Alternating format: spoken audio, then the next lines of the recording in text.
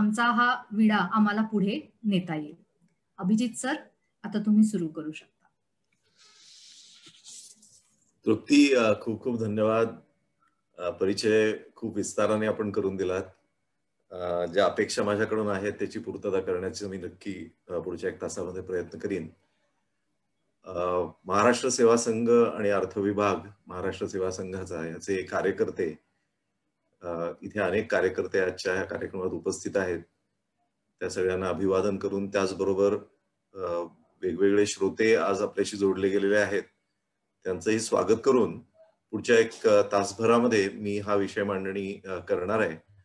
तर मी माझा screen share करतो. आपण तो दिसतोय ना, फक्त जरा सांगितलं तर बरं होईल.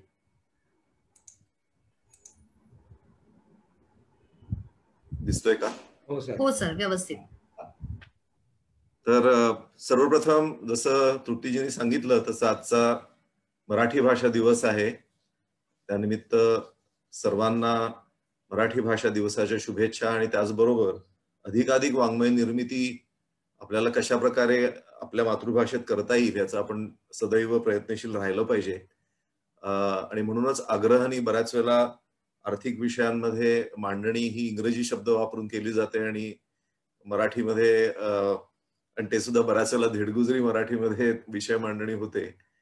त्याला जेवढा फाटा देता येईल तेवढा मी प्रयत्न आज करणार आहे. आणि त्यामुळे पूर्णपणे सादरीकरण देखील मराठीमध्ये आहे आणि जेवढा शब्द प्रयोजन मराठीत करता येईल तेवढं करण्याचा प्रयत्न मी करीन. पण त्यातून जर काही मर्यादा असतील तर त्या माझ्या आहेत.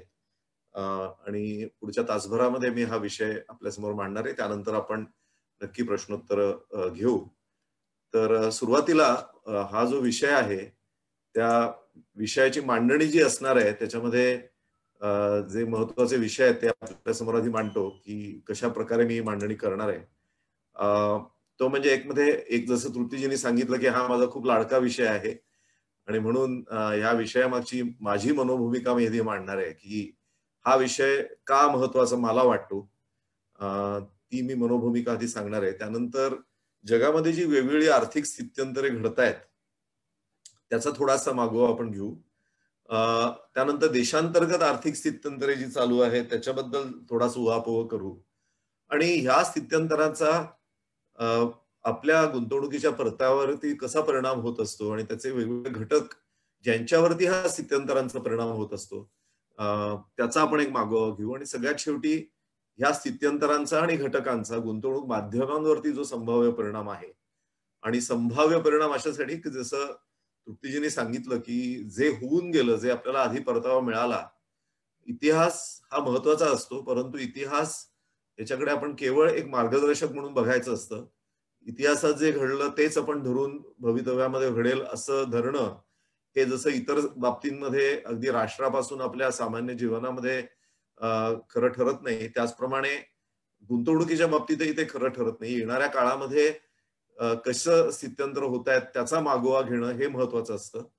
साधारण 10 महिन्यापूर्वी याच माध्यमातून, अर्थविभागाच्या माध्यमातून, त्याही वेळेला कोविडची स्थिती असताना एक चर्चेमध्ये मी भाग घेतला होता आणि तेव्हाही अशाच प्रकारच्या ज्या काही घटना आपल्या आजूबाजूला घडतायत आणि त्या कशा प्रकारे पुढे घडतील आणि कशा प्रकारे शेअर बाजार हा एक गुंतवणुकीसाठी खूप चांगलं एक त्यावेळेला साधन आहे असं जे मी विषय मांडला होता. आणि सोन्यापेक्षा देखील शेअर बाजारामध्ये अधिक परतावा मिळू शकतो. ह्याच्यामध्ये हीच मनोभूमिका आहे की येणारा काळ कसा असेल ह्याचे आपण आडाखे बांधणं हे गुंतवणुकीसाठी फार महत्वाचं असतं. आणि म्हणून मी सगळ्यात सुरुवातीला माझी मनोभूमिका मांडतो आणि त्यानंतर आपण या वेगवेगळ्या स्थित्यंतरांचा आणि हे जे घटक आहेत त्याचा विचार करू.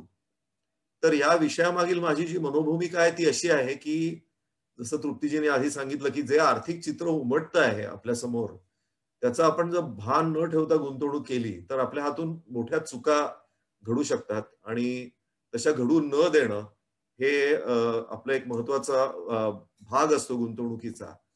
जसं मी नेहमी म्हणतो की एखाद्या 2 संघांमध्ये सामना असतो किंवा 2 खेळाडूंमध्ये सामना असतो आणि त्याच्यामध्ये दोघेही तुल्यबळ असतात. बऱ्याच वेळेला दोन्ही संघ चांगले तयारीत असतात, पण असा संघ जिंकतो किंवा असा खेळाडू जिंकतो की जो कमीत कमी चुका करतो. आणि मला असं वाटतं की गुंतवणुकीच्या बाबतीतही तेवढंच ते सत्य आहे की आपल्या चुका टाळणं हे सगळ्यात महत्वाचा विषय असतो. निदान तसा आपण प्रयत्न करणं आणि तसं जर आपण प्रयत्न केला तर गुंतवणूक आपल्याला जो आपल्याला अपेक्षित आहे तो परतावा देऊ शकेल. आपला गेल्या वर्षी एप्रिलमध्ये कार्यक्रम झाला होता, त्याच्या आधीच एप्रिल 4 ला मी मुद्दामून कोविड आणि इक्विटी इन्व्हेस्टिंग नावाचा माझा एक व्हिडिओ माझ्या इक्विटी इन्व्हेस्टिंगच्या इंग्रजी सिरीज मध्ये 19वा जो माझा व्हिडिओ आहे तो त्याच्यावरती मी रिलीज केला होता. त्याला कारण तेच होतं की तो काळ गांगरून जाईल असा काळ होता आणि त्या काळातही जर आपण येणाऱ्या सुसंधींचा जर विचार केला तर आपल्याला एक चांगल्या प्रकारे आपण त्या काळातनं निभावून जाऊ शकतोच, पण त्याचबरोबर आपली गुंतवणूकही अधिक चांगल्या प्रकारे करू शकतो. आणि म्हणूनच माझ्या मराठी चॅनलवरती मुद्दामून गेल्या वर्षी गुढीपाडवा म्हणजे 25 मार्च ते साधारण 13 एप्रिल असे सातत्याने 20 दिवस मी संकट काळातील रुपेरी किनार नावाचे 20 व्हिडिओ तेव्हा प्रस्तुत केले आणि त्याचा उद्देशही तोच होता की आलेल्या संकट काळामध्ये सुद्धा खूप चांगल्या सुसंधी आहेत आणि त्याच्यामध्ये पण शेअर बाजार हा एक विषय होता. तर हीच मनोभूमिका आहे की येणाऱ्या काळाचा विचार आपण अधिक केला पाहिजे. बऱ्याच वेळेला काय होतं की गुंतवणूक करताना तपशिलात वेळ खूप जातो.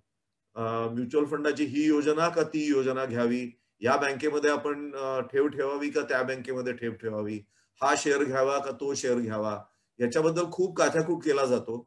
आणि त्याचे जे इतर विषय असतात की त्याच्यामधलं जे कर कापलेला आहे त्याचं आपल्याकडे त्याचे पोच आपल्यापर्यंत पोचली की नाही, या सगळ्या विषयामध्ये भरपूर वेळ जातो. परंतु येणारं चित्र कसं आहे याच्याबद्दल विचार करण्यामध्ये वेळ अपुरा जातो असा एक साधारण अनुभव आहे.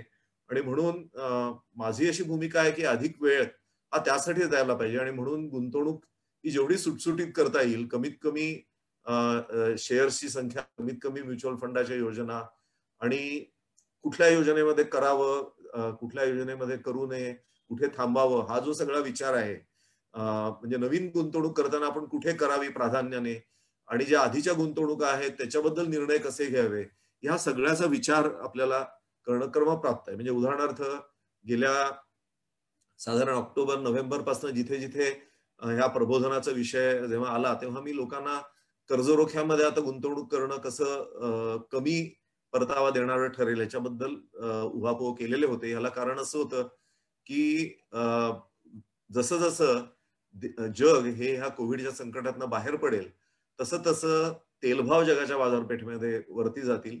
मला आठवतंय साधारण नोव्हेंबरच्या सुरुवातीला 40, 42, 43 डॉलर बॅरल प्रति असलेले भाव हे आता 66-67 पर्यंत पोहोचले. माझ्या आधीच्या काही व्याख्यानांमध्ये मी ते 66-67 पर्यंत पोहोचतील, कदाचित थोडेसे वर गेले तरी सुद्धा त्यानंतर फार काळ ते टिकू शकणार नाहीत असे पण विषय मांडलेला होता. पण ह्या सगळ्या काळामध्ये व्याजदराची अपेक्षा बाजाराची वाढत जाते आणि बॉन्ड्सच्या किमती या त्याच्याशी व्यस्त निगडीत असल्यामुळे त्या दबावाखाली राहतात किंवा खाली जाण्याकडे त्यांचा कल असतो. या सगळ्या गोष्टींचं आपल्याला भान ठेवावं लागतं आणि म्हणून नवीन गुंतवणूक करताना कर्जरोख्यांच्या योजनांमध्ये गुंतवणूक करू नये अशा प्रकारचा विषय त्यावेळेला मी मांडला होता. किंवा ज्या माझ्या नातेवाईकांचे पैसे मी स्वतः निरपेक्ष बुद्धीने त्यांची काळजी घेतो त्यांच्या बाबतीमध्ये जेव्हा त्यांना पैसे हवे होते तेव्हा त्या बॉन्ड फंडातनं पहिले पैसे काढून घेतले. अशा प्रकारे आपल्याला येणाऱ्या काळाचा विचार करावा लागतो. ही त्याच्या मागची मनोभूमिका आहे आणि त्याच्याबद्दल मी अधिकाधिक लोकांना सजग करत असतो. कारण या तपशिलात वेळ घालवायच्या ऐवजी जसं उदाहरणार्थ कोविडच्या काळामध्ये ज्यांनी ते चित्र दीर्घकाळाचा विचार करून जर शेअर बाजाराकडे बघितलं असेल तर एखाद्याला त्या काळापासून गुंतवणूक करून एखाद्याला 100% परतावा मिळाला असेल, एखाद्याला 200 मिळाला असेल, एखाद्याला 150% मिळाला असेल, पण प्रत्येकाला शेअर बाजारामध्ये गुंतवणूक करण्याला परतावा घसघशीत मिळाला. त्यामुळे ते भान आपण अधिक ठेवणं हे जास्ती महत्वाचं ठरतं. अशी मनोभूमिका आहे आणि म्हणून आपण पुढच्या काही 7-8-10 मिनिटांमध्ये जागतिक जी आर्थिक स्थित्यंतर आता चालू आहे त्याचा एक आपण थोडासा उहापोह करू. मग देशांतर्गत जी आर्थिक स्थित्यंतर आहेत त्याच्याकडे वळू आणि त्यानंतर ह्या दोन्ही स्थित्यंतराचा परिणाम हा वेगवेगळ्या गुंतवणुकीवरती परिणाम करणाऱ्या घटकांवरती कसा होतो ते बघू. आणि म्हणून सगळ्यात शेवटी हे वेगवेगळे जे गुंतवणुकीची माध्यमं आहेत सोन्यापासनं शेअर्स पर्यंत याच्या बाबतीमध्ये मला काय चित्र दिसतं येणाऱ्या काळामध्ये, त्याच्याबद्दल मी थोडक्यात आपल्याला विषय मांडीन. सगळ्यात जो महत्वाचा विषय आहे, की सगळ्यात मोठं होणारं जागतिक आर्थिक स्थित्यंतर म्हणजे हे इंधनाच्या क्षेत्रामध्ये होत आहे. आपल्या सगळ्यांना माहितीये की तेलापासून आता इतर पर्यायी इंधनांचा शोध सुरू झालेला आहे आणि म्हणूनच जेव्हा कुठल्याही आपण एखाद्या इंधनाच्या किमतीचा विचार करतो त्यावेळेला दोन प्रकारे त्याच्याकडे बघावं लागतं. म्हणजे उदाहरणार्थ ह्या ऑक्टोबर नोव्हेंबर पासून जे मी विषय मांडणी केलेली आहे की तेल भाव जे आहेत त्याचं ज्याला आपण म्हणू की येणाऱ्या अल्प काळामध्ये, अल्प ते मध्यम काळामध्ये तेल भाव हे चढे राहण्याकडे त्याचा कल असेल, परंतु दीर्घकालीन जर विचार केला तर ज्याला आपण सगळे गुंतवणूक क्षेत्रातले आहोत त्यामुळे आपल्याला माहितीये की बेअर मार्केट आणि बुल मार्केट काय असतं आणि म्हणून तेलभाव हे बेअर मार्केटमध्ये आहेत दीर्घकाळाचा विचार केला तर. पण त्याच्या विरुद्ध दिशेने काही प्रवाह हे अल्प आणि मध्यम काळासाठी होत असतात. तसे आता तेलाच्या बाबतीमध्ये प्रवाह आहेत की ज्यामुळे तेलभाव हे चढे होतील हे भाकीत करणं कोणालाही कठीण नसतं. परंतु ते तसेच टिकून राहणार नाहीत, कारण आपल्या सगळ्यांना माहितीये की हळूहळू जसं जसं तेलभाव वरती जातात तसं तसं अमेरिकेमध्ये जे शेल ऑइल निर्माण करणारे ज्या प्रक्रिया आहेत त्या लगेच वेग घेतात आणि जगाच्या बाजारपेठेमध्ये पुरवठा वाढतो आणि इंधनाचे भाव हे स्थिर होतात. परंतु दीर्घकालीन जर विचार केला तर इंधनाला म्हणजे तेल ह्या इंधनाला पर्याय निर्माण होत आहेत आणि त्याच्यासाठी उदाहरणार्थ आत्ताच्या अर्थसंकल्पामध्ये जो एक विषय मांडला गेला ज्याच्याकडे फार लक्ष दिलं गेलं नाही ते म्हणजे नॅशनल हायड्रोजन मिशन आपल्या देशामध्ये ज्याचा उल्लेख ह्या बजेटमध्ये झाला. त्याचा उद्देश असा आहे की इंधनाला म्हणजे तेल ह्या इंधनाला पर्याय म्हणून जसं आपण विजेचा वापर करायचा बघतोय तसंच त्याला एक खूप चांगला पर्याय हा हायड्रोजन होऊ शकतो आणि म्हणून सरकार त्या दृष्टीने प्रयत्न करत आहे. तर त्यामुळे थोडक्यात इंधनाचे दर हे आत्ता वाढलेले असले तरी दीर्घकालीन ते तसेच टिकून राहणार नाहीत, अशा प्रकारचं माझं भाकीत किंवा माझं एक बघण्याचा दृष्टिकोन आहे. जगामध्ये एकीकडे परस्पर अवलंबित्व प्रचंड वाढलेलं आहे. आपल्याला माहितीये की ही जागतिकीकरणाच्या लाटा ह्या गेल्या कित्येक दशक या जगभरामध्ये सर्वत्र संचार करतायत आणि आताही आपण बघितलं की अगदी कोविड काळामध्ये सुद्धा एवढे ट्रम्प महाशयांनी चीनच्या विरुद्ध वेगळ्या प्रकारची भूमिका घेतलेली असली तरी सुद्धा सर्वाधिक व्यापार हा चीन आणि अमेरिकेमध्ये चालू आहे. त्यामुळे परस्पर अवलंबित्व ह्याला पूर्णपणे काट देणं शक्य नाही, परंतु त्याचबरोबर प्रत्येक देशामध्ये जिथे जिथे आपल्याला मोठ्या बाजारपेठा आहेत तिथे तिथे स्वतः निर्मिती करणं या दृष्टीने प्रयत्न हे प्रत्येक देशाचे चालू आहेत आणि त्या दृष्टीने भारतही प्रयत्न करतोय हे आपल्याला माहिती आहे. भू राजकारण हे मध्ये मध्ये डोकं वर काढतच असतं. जसं जसं सत्ता बदलतात तसं तसं भू राजकारण सुद्धा बदलत राहतं. जो बिडेन आल्यानंतर त्यांच्या भूमिका ज्या आहेत त्या अधिक स्पष्ट येणाऱ्या काळामध्ये होतील, परंतु जेवढ्या मोठ्या प्रमाणावरती ट्रम्प महाशयांनी एक सतत विवादाचं एक वातावरण निर्माण केलं होतं त्याच्या थोडं आता दूर कदाचित जाऊन आपण जाऊ शकू. परंतु इथे इराक, इराण, नंतर सौदी अरेबिया आणि तुर्कस्तान या सगळ्यामध्ये कशा प्रकारचे तणाव हे येणाऱ्या काळामध्ये राहत आहेत आणि त्याच्यामध्ये अमेरिका काय भूमिका बजावते ह्याच्याकडे अर्थातच सगळ्यांचं लक्ष असेल. कारण एकीकडे आपल्याला माहितीये की तुर्कस्तान हे इराण, पाकिस्तान, मलेशिया ह्यांना एकत्र येऊन एक पर्यायी इस्लामी गट निर्माण करायचा प्रयत्न करतायत आणि त्याच्यामध्ये जे पारंपरिक तुर्कस्तान आणि सौदी अरेबियातलं वैर आहे किंवा सौदी अरेबिया आणि इराण मधलं वैर आहे त्याच्याबद्दल आता आणि एकीकडे Saudi Arabia, Israel, United Arab Emirates हे एकत्र येत आहेत आणि ह्या सगळ्यातनं आता भू राजकारण कसं असेल आणि त्यातनं काही नवीन तणाव निर्माण होतील का ह्याकडे अर्थातच आपल्याला लक्ष ठेवावं लागेल. परंतु ते जे असतात ते अधिक ज्याला आपण इंग्रजीमध्ये ब्लॅक स्वान इव्हेंट्स म्हणतात की ज्याचं आपल्याला पूर्णपणे त्याच्याबद्दल आळाखे बांधणं हे खूप कठीण होतं, परंतु अचानक ते प्रकटतात आणि त्याचा तात्कालिक परिणाम असतात आणि पुन्हा एकदा गाडी रुळावर येते. तद्वत तेलभावामध्ये अचानक भाव कडाडणं मध्येच अशा काही भू राजकारणामुळे हे होऊ शकतं. जसं चीननी भारताच्या बद्दल काही प्रयत्न करून बघितले परंतु त्यांना माघार घ्यायला लागली. अशा वेळेला सुद्धा बाजार अशा घटनांकडे लक्ष ठेवून असतात आणि त्याचे परिणाम आपल्याला बाजारामध्ये दिसतात किंवा भारत पाकिस्तानमध्ये तणाव निर्माण झाल्यानंतर सुद्धा 2 वर्षापूर्वी किंवा पूर्वी 5 वर्षांपूर्वी बाजारांनी त्याला एक त्याचा परिणाम दाखवलेला होता. त्याचबरोबर तंत्रज्ञान आणि निसर्ग याच्याबद्दल सुद्धा अधिक सजगता निर्माण होणं हे क्रमप्राप्त झालेलं आहे. ज्या प्रकारे आपण आज जागतिक तापमान वाढणं किंवा अशा प्रकारचे जे भाग आहेत त्यातनं नवीन प्रकारचे विचार हे अधिकाधिक प्रबळ होत आहेत, की जिथे ऊर्जेचा स्रोत जसा आहे तसं अधिकाधिक ज्याला ट्रान्सपोर्टेशन कोशंट म्हणतात, की अधिकाधिक जी वाहतूक चालू असते आणि त्याच्यामुळे जो ट्रान्सपोर्टचा खर्च असतो तो कसा कमी करता येईल अशा प्रकारचा प्रयत्न हा जगभर होतोय.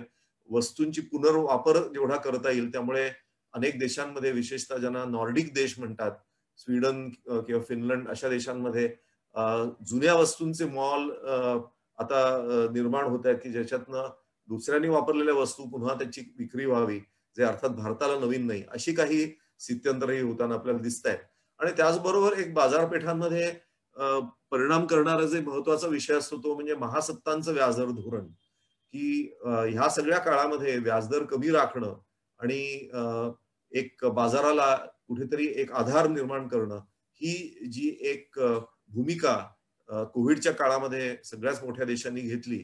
मग त्याच्यामध्ये युरोपियन सेंट्रल बँक असेल, अमेरिका असेल, ह्या सर्व ठिकाणी ह्या बाजारांचं स्थैर्य ह्या दृष्टीने प्रयत्न केले गेले, परंतु ते सातत्याने तशा प्रकारे टिकून राहू शकत नाही आणि नंतर हळूहळू व्याजदर हे वाढू शकतील का, महागाई परत येऊ शकेल का, अशा प्रकारचे जेव्हा वातावरण निर्माण होतं त्यावेळेला अमेरिकेमध्ये जसं गेल्या काही दिवसामध्ये अचानक बॉन्ड्सचे दर वाढायला लागले, म्हणजे बॉन्ड यील्ड ज्याला म्हणतात ती वाढायला लागली आणि त्याचा परिणाम आपल्याला वेगवेगळ्या असेट क्लासेसमध्ये दिसला.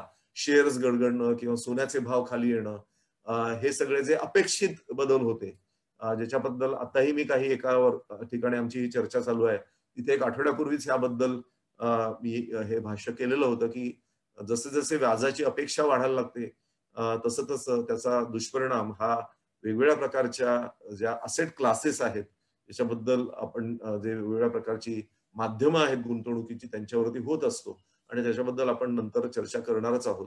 परंतु जगाला जी भीती आहे ती म्हणजे महागाई आता पुन्हा एकदा वाढायला लागेल, मागणी जशी वाढायला लागेल, तेलभाव वाढू शकतील आणि त्या माध्यमातनं किंवा वाढलेले आहेत आणि त्या माध्यमातनं व्याजदर या महासत्तांचे परत एकदा वरती जायला लागतील आणि जसे व्याजदर परत जायला लागतील तसं तसं आपल्यासारख्या प्रगतीशील राष्ट्रांमध्ये जे पैसे आलेले असतात ते काढले जाण्याकडे त्यांचा कल होतो. कारण ज्या प्रगत जी राष्ट्र आहेत जिथे व्याजदर वाढल्यानंतर त्यांची आकर्षकता वाढते आणि म्हणूनच आपल्याला दिसेल की काल जेव्हा शेअर बाजार पडला त्यावेळेला या ज्या फॉरेन इन्व्हेस्टर्स आहेत त्यांनी मोठ्या प्रमाणावरती काल पैसे एका दिवसामध्ये, माझ्या आठवणीप्रमाणे जो आकडा बरोबर असेल तर 8,000 कोटीहून अधिक रुपये एकाच दिवसामध्ये त्यांनी काल काढून घेतले. ही अर्थातच बाजारांना वाटणारी भीती असते आणि म्हणून त्याची भीती बाळगूनच हा बाजार हा पटकन त्याच्यावरती आपले प्रतिक्रियाही उमटवत असतो. पण त्याचबरोबर देशांची तुलनात्मक आकर्षकता आणि वाहणारा पैसा हा सुद्धा एक विषय असतो. कारण जसं आता मी म्हटलं की जिथे जेव्हा अमेरिकेमधले व्याजदर वर जातात त्यावेळेला अमेरिकेमध्ये गुंतवणूक करणं हे त्यांना, विशेषतः कर्जरोख्यामध्ये गुंतवणूक करणं हे आकर्षक होतं आणि त्यामुळे इतर जिथे जोखीम जास्ती आहे तिथे, ज्याला आपण इंग्रजीमध्ये प्रॉफिट बुकिंग म्हणतो, तिथे केलं जाऊन तिकडनं पैसे बाहेर काढणं. त्यामुळे हे पैशाचा प्रवाह काय आहे याच्याकडे सुद्धा आपल्याला लक्ष ठेवायला लागतं आणि जसे जसे व्याजदर वर जायला लागतात त्यावेळेला हे पैशांचे प्रवाह आपल्यासारख्या देशामध्ये येणारा पैशाचा प्रवाह आटू शकतो.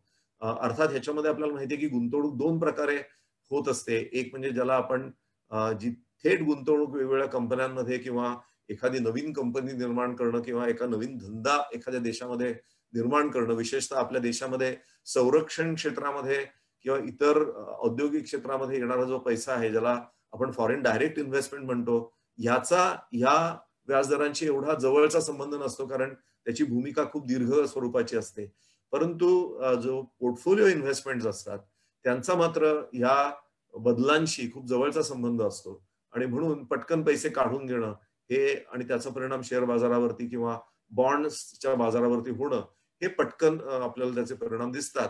परंतु आर्थिक स्थैर्यावरती त्याचा परिणाम दीर्घकालीन दृष्टीने विचार करता ज्या फॉरेन डायरेक्ट इन्व्हेस्टमेंट असतात त्यांच्यावरती हा परिणाम होत नाही आणि म्हणून आपण नंतर अर्थातच जेव्हा शेअर्स बद्दल चर्चा करणार आहोत त्यावेळेला आपण हा विषय अधिक तपशिलात परत बोलू. आणि त्याचबरोबर जोखीम घेण्याबद्दलची जगाची मनस्थिती आता काय आहे, जसं कोविडच्या काळामध्ये ज्याला इंग्रजीमध्ये रिस्क ऑन आणि रिस्क ऑफ असं म्हणतात.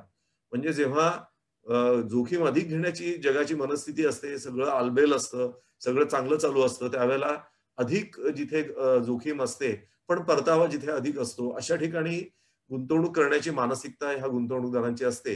आणि ज्या वेळेला भीतीचं वातावरण निर्माण होतं, त्यावेळेला रिस्क ऑफ म्हणजे जिथे जोखीम अधिक आहे तिकडनं पैसे काढून घेणं आणि जिथे तुलनेने जोखीम कमी आहे अशा ठिकाणी पैसे वळवणं हे एक स्थित्यंतर होत असतं. म्हणजे उदाहरणार्थ कोविडच्या काळामध्ये जेव्हा शेअर बाजार गडगडत होता, त्याच वेळेला पैसे हे अमेरिकन डॉलर्स मधून अमेरिकन बॉन्ड्समध्ये वळत होते, सोन्यामध्ये वळत होते आणि त्यामुळे त्या दोन्ही ठिकाणी अमेरिकन बॉन्ड्सही वरती गेले आणि सोनंही वरती गेलं आणि त्याचा पडसाद हा इतर राष्ट्रांच्या बॉन्ड्समध्ये देखील आपल्याला दिसला आणि आपल्या देशामधले सुद्धा बॉन्ड्स वरती जाण्याची प्रक्रिया ही अव्याहत ऑक्टोबर नोव्हेंबर पर्यंत अगदी डिसेंबर पर्यंत सुद्धा सुरू होती आणि त्यानंतर मग त्याला खीळ बसायला लागली.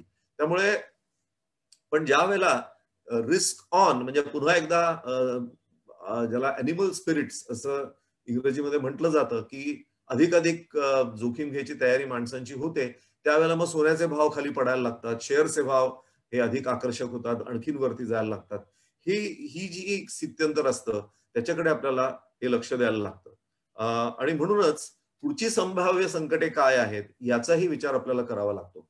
आता गेल्या वर्षी जेव्हा कोविडचं संकट आलेलं होतं त्यावेळेला आपल्या महाराष्ट्र सेवा संघाच्या अर्थ विभागाच्या माध्यमातून एप्रिल महिन्यामध्ये जेव्हा चर्चा झाली होती तेव्हा हा प्रश्न मला विचारला गेलेला होता की अशा या संकट काळामध्ये सोन्याचे भाव वरती जातील, पण शेअर बाजारच्या बाबतीमध्ये तुमचं काय मत आहे? म्हणजे सोन्याकडे बघावं का शेअर बाजाराकडे बघावं? शेअर बाजाराच्या बाबतीत एक गोष्ट तेव्हा चांगली झालेली होती की जी भीती होती त्याचा पगडा एवढा प्रचंड होता की भाव प्रचंड गडगडलेले होते. त्यामुळे जरी आर्थिक स्थिती ही रुळावरती यायला वेळ लागणार होता तरी सुद्धा ज्या प्रचंड प्रमाणामध्ये घट झालेली होती, निफ्टीच्या 7,500 किंवा त्याच्याही खाली आपण पोहोचलेलो होतो, त्यावेळेला आपण जेव्हा संभाव्य संकट आणि ते गडद किती आहे आणि त्याचा परिणाम किती असणार आहे ह्याचा जेव्हा विचार करायला लागतो त्यावेळेला आपल्याला लक्षात येतं की जो लंबक असतो त्याचं लंबकाचं टोक हे खूप भीतीच्या टोकाला गेलेलं आपल्याला जेव्हा जाणवतं आणि म्हणूनच मी तेव्हा एप्रिलमध्ये म्हटलं होतं की सोनंही वरती जाईल ह्याच्याबद्दल शंका नाही, परंतु शेअर बाजार हा त्याहून अधिक चांगला परतावा देईल असं तेव्हा मी म्हटलं होतं आणि त्यानुसार शेअर बाजारांनी खूप चांगला परतावा दिला. तर याचबरोबर आता पुढची संभाव्य संकटे काय आहेत? तर कोविडच्या बाबतीमध्ये साधारणतः आपल्याला असं म्हणता येईल की जगाने त्याच्यावरती बऱ्यापैकी चांगलं नियंत्रण मिळवलेलं आहे, विशेषतः लस खूप वेगाने आल्यामुळे त्याचा एक चांगला परिणाम दिसणार आहे. पण पुढची संभाव्य संकट कुठली आहेत? तर अनेक मोठ्या राष्ट्रांनी गेले अनेक वर्ष खूप मोठ्या प्रमाणावरती आपले हात हे सढळ ठेवल्यामुळे व्याजदर कमी आणि त्या मानाने पैसे हा सहजतेने उपलब्ध ही जी एक स्थिती होती त्या स्थितीपासून जगाला पुन्हा एकदा उलट फिरावे लागेल आणि त्यावेळेला जे मोठं संकट आहे ते अनेक राष्ट्रांमध्ये प्रचंड मोठ्या प्रमाणावरती वाढलेली कर्ज. सुदैवाने भारतामध्ये हे मोठं संकट नाही, परंतु चीनमध्ये असलेली ज्याला आपण म्हणू की मोठ्या प्रमाणावरती कर्जच्या आधारावरती आज चीनची जी अर्थव्यवस्था उभी आहे किंवा एकूण जी अमेरिकेच्या डोक्यावरची असलेली कर्ज ज्याचा आपण जर विचार केला तर ती किंवा युरोपियन सेंट्रल बँक आणि ह्यांनी जे एक साधारण पतधोरण हे अतिशय बाजाराला सपोर्टिव्ह किंवा अर्थव्यवस्थेला सपोर्टिव्ह ठेवलेलं आहे, त्याच्यातून निर्माण होणारे तणाव, त्याच्यामध्ये असलेले जे व्याजदर किती काळ असे कमी टिकून राहू शकतील. म्हणजे आजही जर आपण बघितलं तर जर्मन बुंड्स किंवा जॅपनीज येन ह्याच्यावरचं 10 वर्षाच्या बॉन्ड्सवरचं यील्ड जे आहे ते उणे आहे, अधिक तर राहू द्या, पण ही स्थिती कायम राहू शकणार नाही. आणि मग त्यातनं जेव्हा हा कर्जाचं संकट लोकांना अधिक जाणवायला लागेल त्यावेळेला पुन्हा अजून 1-2 वर्षानंतर त्याच्याकडे जेव्हा लोक अधिक बघायला लागतील त्यावेळेला पुन्हा एक नवीन संकट हे जगाच्या समोर येऊ शकतं आणि त्याचा पडसाद हा आपल्याला पुन्हा एकदा बाजारामध्ये दिसेल. तेल भावामध्ये उदाहरणार्थ तेल गडगडण्याकडे वगैरे असे हे दिसू शकतील, कारण जगाची आजही खूप मोठी अर्थव्यवस्था ही पारंपरिक तेलावरती आधारित अशी अर्थव्यवस्था आहे. अनेक राष्ट्र ही तेल उत्पादनावरती अवलंबून आहेत आणि त्यामुळे असे जेव्हा तणावाचे प्रसंग निर्माण होतील त्यावेळेला मग त्यातनं युद्धजन्य प्रसंग निर्माण होणं हे सुद्धा त्यातनं घडतं, कारण तिथे त्या समाजामध्ये जी एक सामाजिक अस्वस्थता निर्माण होते, जसं आपल्याला माहितीये की चीन कितीही लोकांना बलिष्ठ म्हणून दाखवत असला तरी त्यांच्या देशामध्ये त्यांनी संपूर्ण समाजाला हे दाबून ठेवलेलं आहे. आणि त्यामुळे तिथं माहितीचा हा अधिक प्रवाह येऊ नये म्हणून त्यांना कार्य करत राहायला लागतं. त्याचप्रमाणे जे तेल निर्माण करणारे देश आहेत त्यांना तेलभाव चढे राहणं तोपर्यंत त्यांच्या समाजाची ते काळजी चांगल्या प्रकारे घेऊ शकतात. पण जेव्हा तेलभाव गडगडायला लागतात त्यावेळेला तिथे सामाजिक अस्वस्थता निर्माण होते आणि त्यातनं त्याचे पडसाद हे भूराजकारणावरती पण पडतात. त्यामुळे जरी आता कोविड संकटातनं आपण बाहेर पडलो तरी सगळं आलबेल आहे असं होऊ शकत नाही. आणि पुन्हा आपल्याला असे काही ब्लॅक स्वॉन इव्हेंट्स पुढच्या 2 वर्षामध्ये दिसले तर त्याचं आपल्याला आश्चर्य वाटणार नाही. अर्थात कोविडचा जो ब्लॅक स्वॉन इव्हेंट होता तो 100 वर्षात एखाद्या वर्षात होणारा असा होता. परंतु एक 4-5 वर्षानंतर असे काहीतरी एक लोकांना पुन्हा एकदा शॉक ट्रीटमेंट देणारे असे इव्हेंट्स होतच राहतात. आणि म्हणून आपली गुंतवणूक करताना आपल्या त्याबाबत सुद्धा सजग राहायला लागतं. आणि म्हणून मी ज्याला डिफेन्सिव्ह इन्व्हेस्टिंग म्हणतो त्या प्रकारचं डिफेन्सिव्ह इन्व्हेस्टिंग करणं हे आवश्यक असतं. त्याच्या तपशिलात मी आता जात नाही.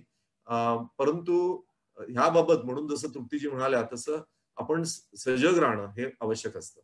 आता आपण भारतामधली जी आर्थिक स्थित्यंतर चालू आहेत त्याच्याबद्दल थोडीशी चर्चा करू, कारण ती आपल्या दृष्टीने ही जास्ती महत्वाची आहे.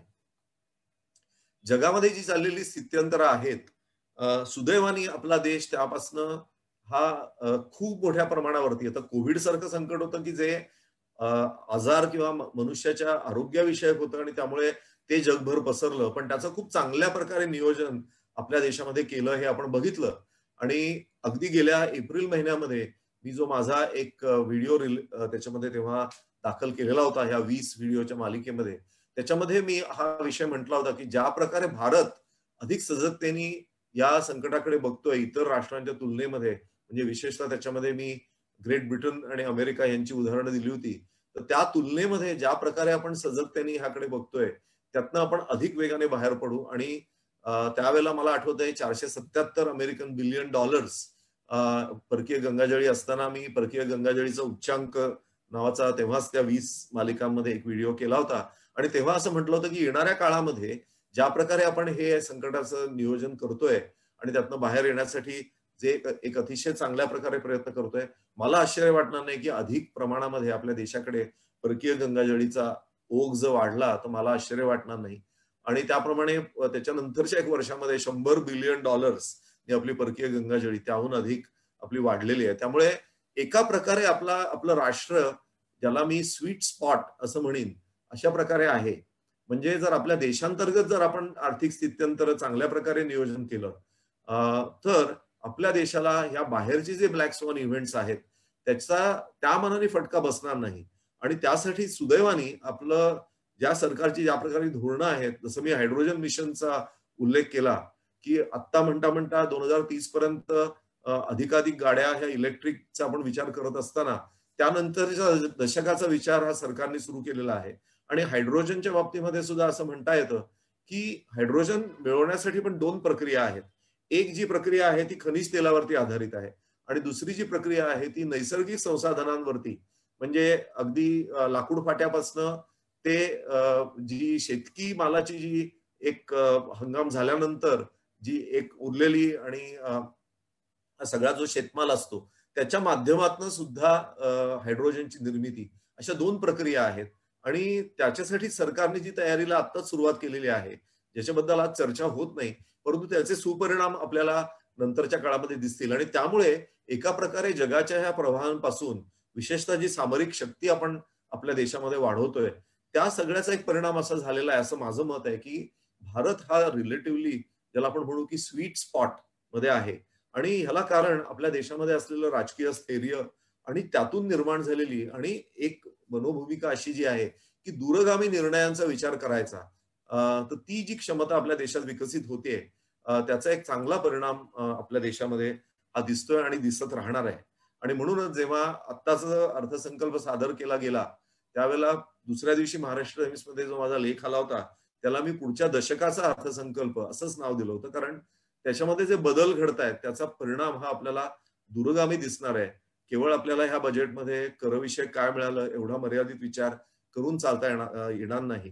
आणि जो मोठा बदल आपल्याला आता परत त्यानंतरही सातत्याने दिसतोय, म्हणजे अगदी गेल्या आठवड्यामध्ये पंतप्रधानांचं झालेलं भाषण, म्हणजे याच आठवड्यामध्ये, की एक समाजवादाकडून आपण जबाबदार भांडवलशाहीकडे प्रवास करतोय.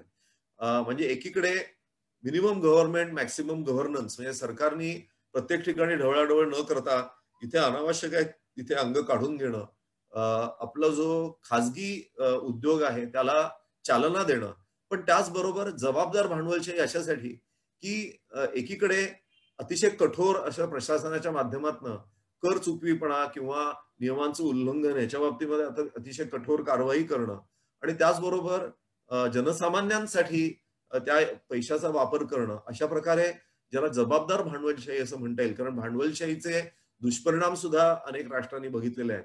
पण ज्याला आज इंग्रजीमध्ये बेनाईन कॅपिटॅलिझम असं म्हटलं जातं, की ज्याच्यामध्ये तो जो एकंदरीत परिणाम आहे तो बहुसंख्य समाजावरती, बहुजन समाजावरती हा अधिक चांगला कसा होईल अशा प्रकारचा प्रयत्न करत राहणं, हा जो विचारधारेमधला बदल आहे, की हे पैसे अकारण अशा उद्योगामध्ये न घालवता, की जिथे सरकारचा तो उद्योग हा काही प्राधान्य असू शकत नाही, पण तिथला पैसा किंवा तिथली गळती थांबून उलट त्या पैशांचं पैसे ते मिळवून जे अडकलेले आहेत वेगवेगळ्या प्रकारच्या अशा प्रकारच्या पूर्वी केलेल्या गुंतवणुकांमधनं ते बाहेर काढून, ज्याला आपण इंग्रजीमध्ये प्रायव्हेटायझेशन किंवा खाजगीकरण म्हणतो, अशा प्रकारे करून जे आपल्याकडे उद्यमशीलता आहे त्याला अधिक जोर देणं, आणि त्याचबरोबर सरकारचा जो निधी आहे तो जनसामान्यांसाठी वापरणं, म्हणजे खऱ्या अर्थाने समाजवाद रुजवणं, अशा प्रकारे जो एक विचारधारेतला बदल आहे तो लक्षणीय आहे. आणि त्याचे परिणाम हे आपल्याला बाजारांमध्ये, विशेषतः शेअर बाजारांपासून वेगवेगळ्या प्रकारच्या बाजारांमध्ये हे सकारात्मक दिसतील असं माझं मत आहे. आणि म्हणूनच अर्थव्यवस्थेमधल्या कुठल्या गोष्टींना प्राथमिकता द्यायची आणि नको तिथे उगाच आपण जसं अनेक दशकं आजारी बँकांच्या पोटी दरवेळेला नवीन नवीन भांडवल सातत्याने सरकारने घालत राहणं आणि त्या सदैव आजारी राहणं, ही काही चांगली गोष्ट नाही. आणि त्याचे जे काही 2011 ते 13च्या काळामध्ये जे काही आपल्याकडे ज्या प्रमाणामध्ये घोटाळे झाले आणि ज्या प्रकारे मोठ्या प्रमाणावरती गुंतवणूक केली गेली, ज्याचा फार दूरगामी विचार न करता, म्हणजे जसं आपण म्हणतो की हा आपण गुंतवणूक करताना सुद्धा येणाऱ्या काळामध्ये कशा प्रकारे बदल होतील याचा विचार केला पाहिजे, पण तशा प्रकारे कधी कधी दुर्लक्ष या मोठ्या उद्योग समूहांकडनं सुद्धा केलं जातं, त्यांच्याकडनं चुका होतात. खूप मोठ्या प्रमाणावरती निर्मिती क्षमता वाढवली जाते, कर्ज उभी केली जातात, पण ही जी इकॉनॉमिक सायकल्स आहेत, ही जी चक्राकार वर्तुळ चालू आहेत, त्याचा विचार न करता जेव्हा एखादा उद्योग हा मोठ्या प्रमाणावर गुंतवणूक करतो आणि कर्ज उभारणी करतो, तर त्याचे परिणाम हे त्यांना आणि आपल्या बँकिंग व्यवस्थेला सुद्धा खूप काळ भोगावे लागतात.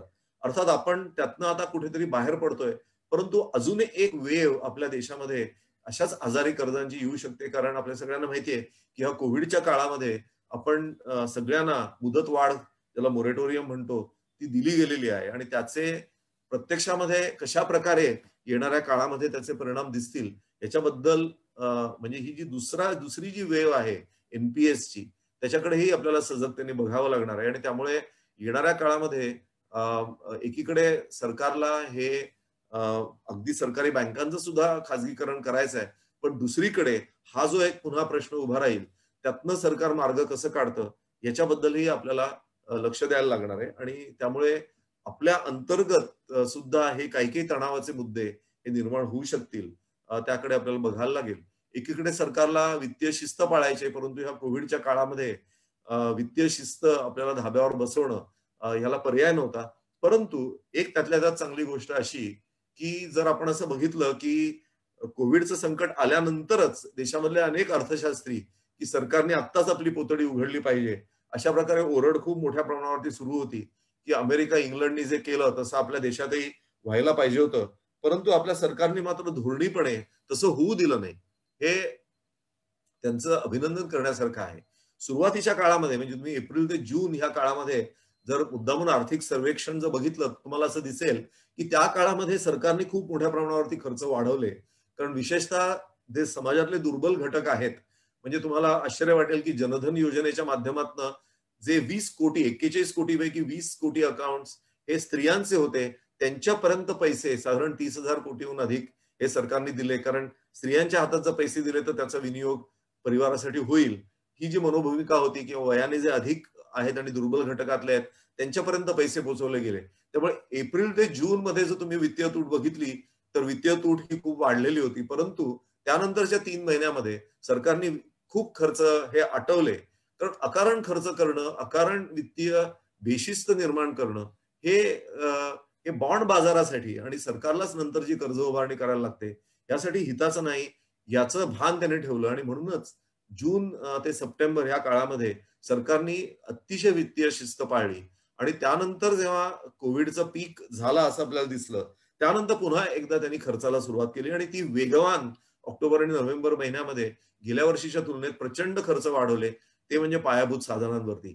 त्यामुळे एक सजगतेने त्यांनी वित्तीय शिस्तीचं पालन केलं. पण तरी सुद्धा आपल्याला माहिती आहे की ह्या वर्षामध्ये 9.5% एवढी वित्तीय तूट ही आपल्या देशामध्ये असणार आहे. पुढच्या वर्षी ही 6.8%. पण हे सगळं करताना अधिकाधिक पारदर्शकता हे ह्या सरकारचं जे धोरण आहे ते त्याचं स्वागत आपण सातत्याने केलं पाहिजे. कारण माहिती सगळ्यांना देत राहणं, अगदी वीज प्रवाहामध्ये आताही तुम्ही जाऊन जर बघितलं विद्युतप्रवाह.in नावाच्या वेबसाईटवरती, तर 15 मिनिटापूर्वीचं अपडेटेड स्टेटस तुम्हाला मिळतं की देशामध्ये आता वीज व्यवहार, वीजची खरेदी विक्री वेगवेगळ्या राज्यांमध्ये कशा प्रकारे चालू आहे, कुठे विजेची तूट आहे, इथपर्यंत माहिती आज उपलब्ध सरकारने करून दिलेली आहे.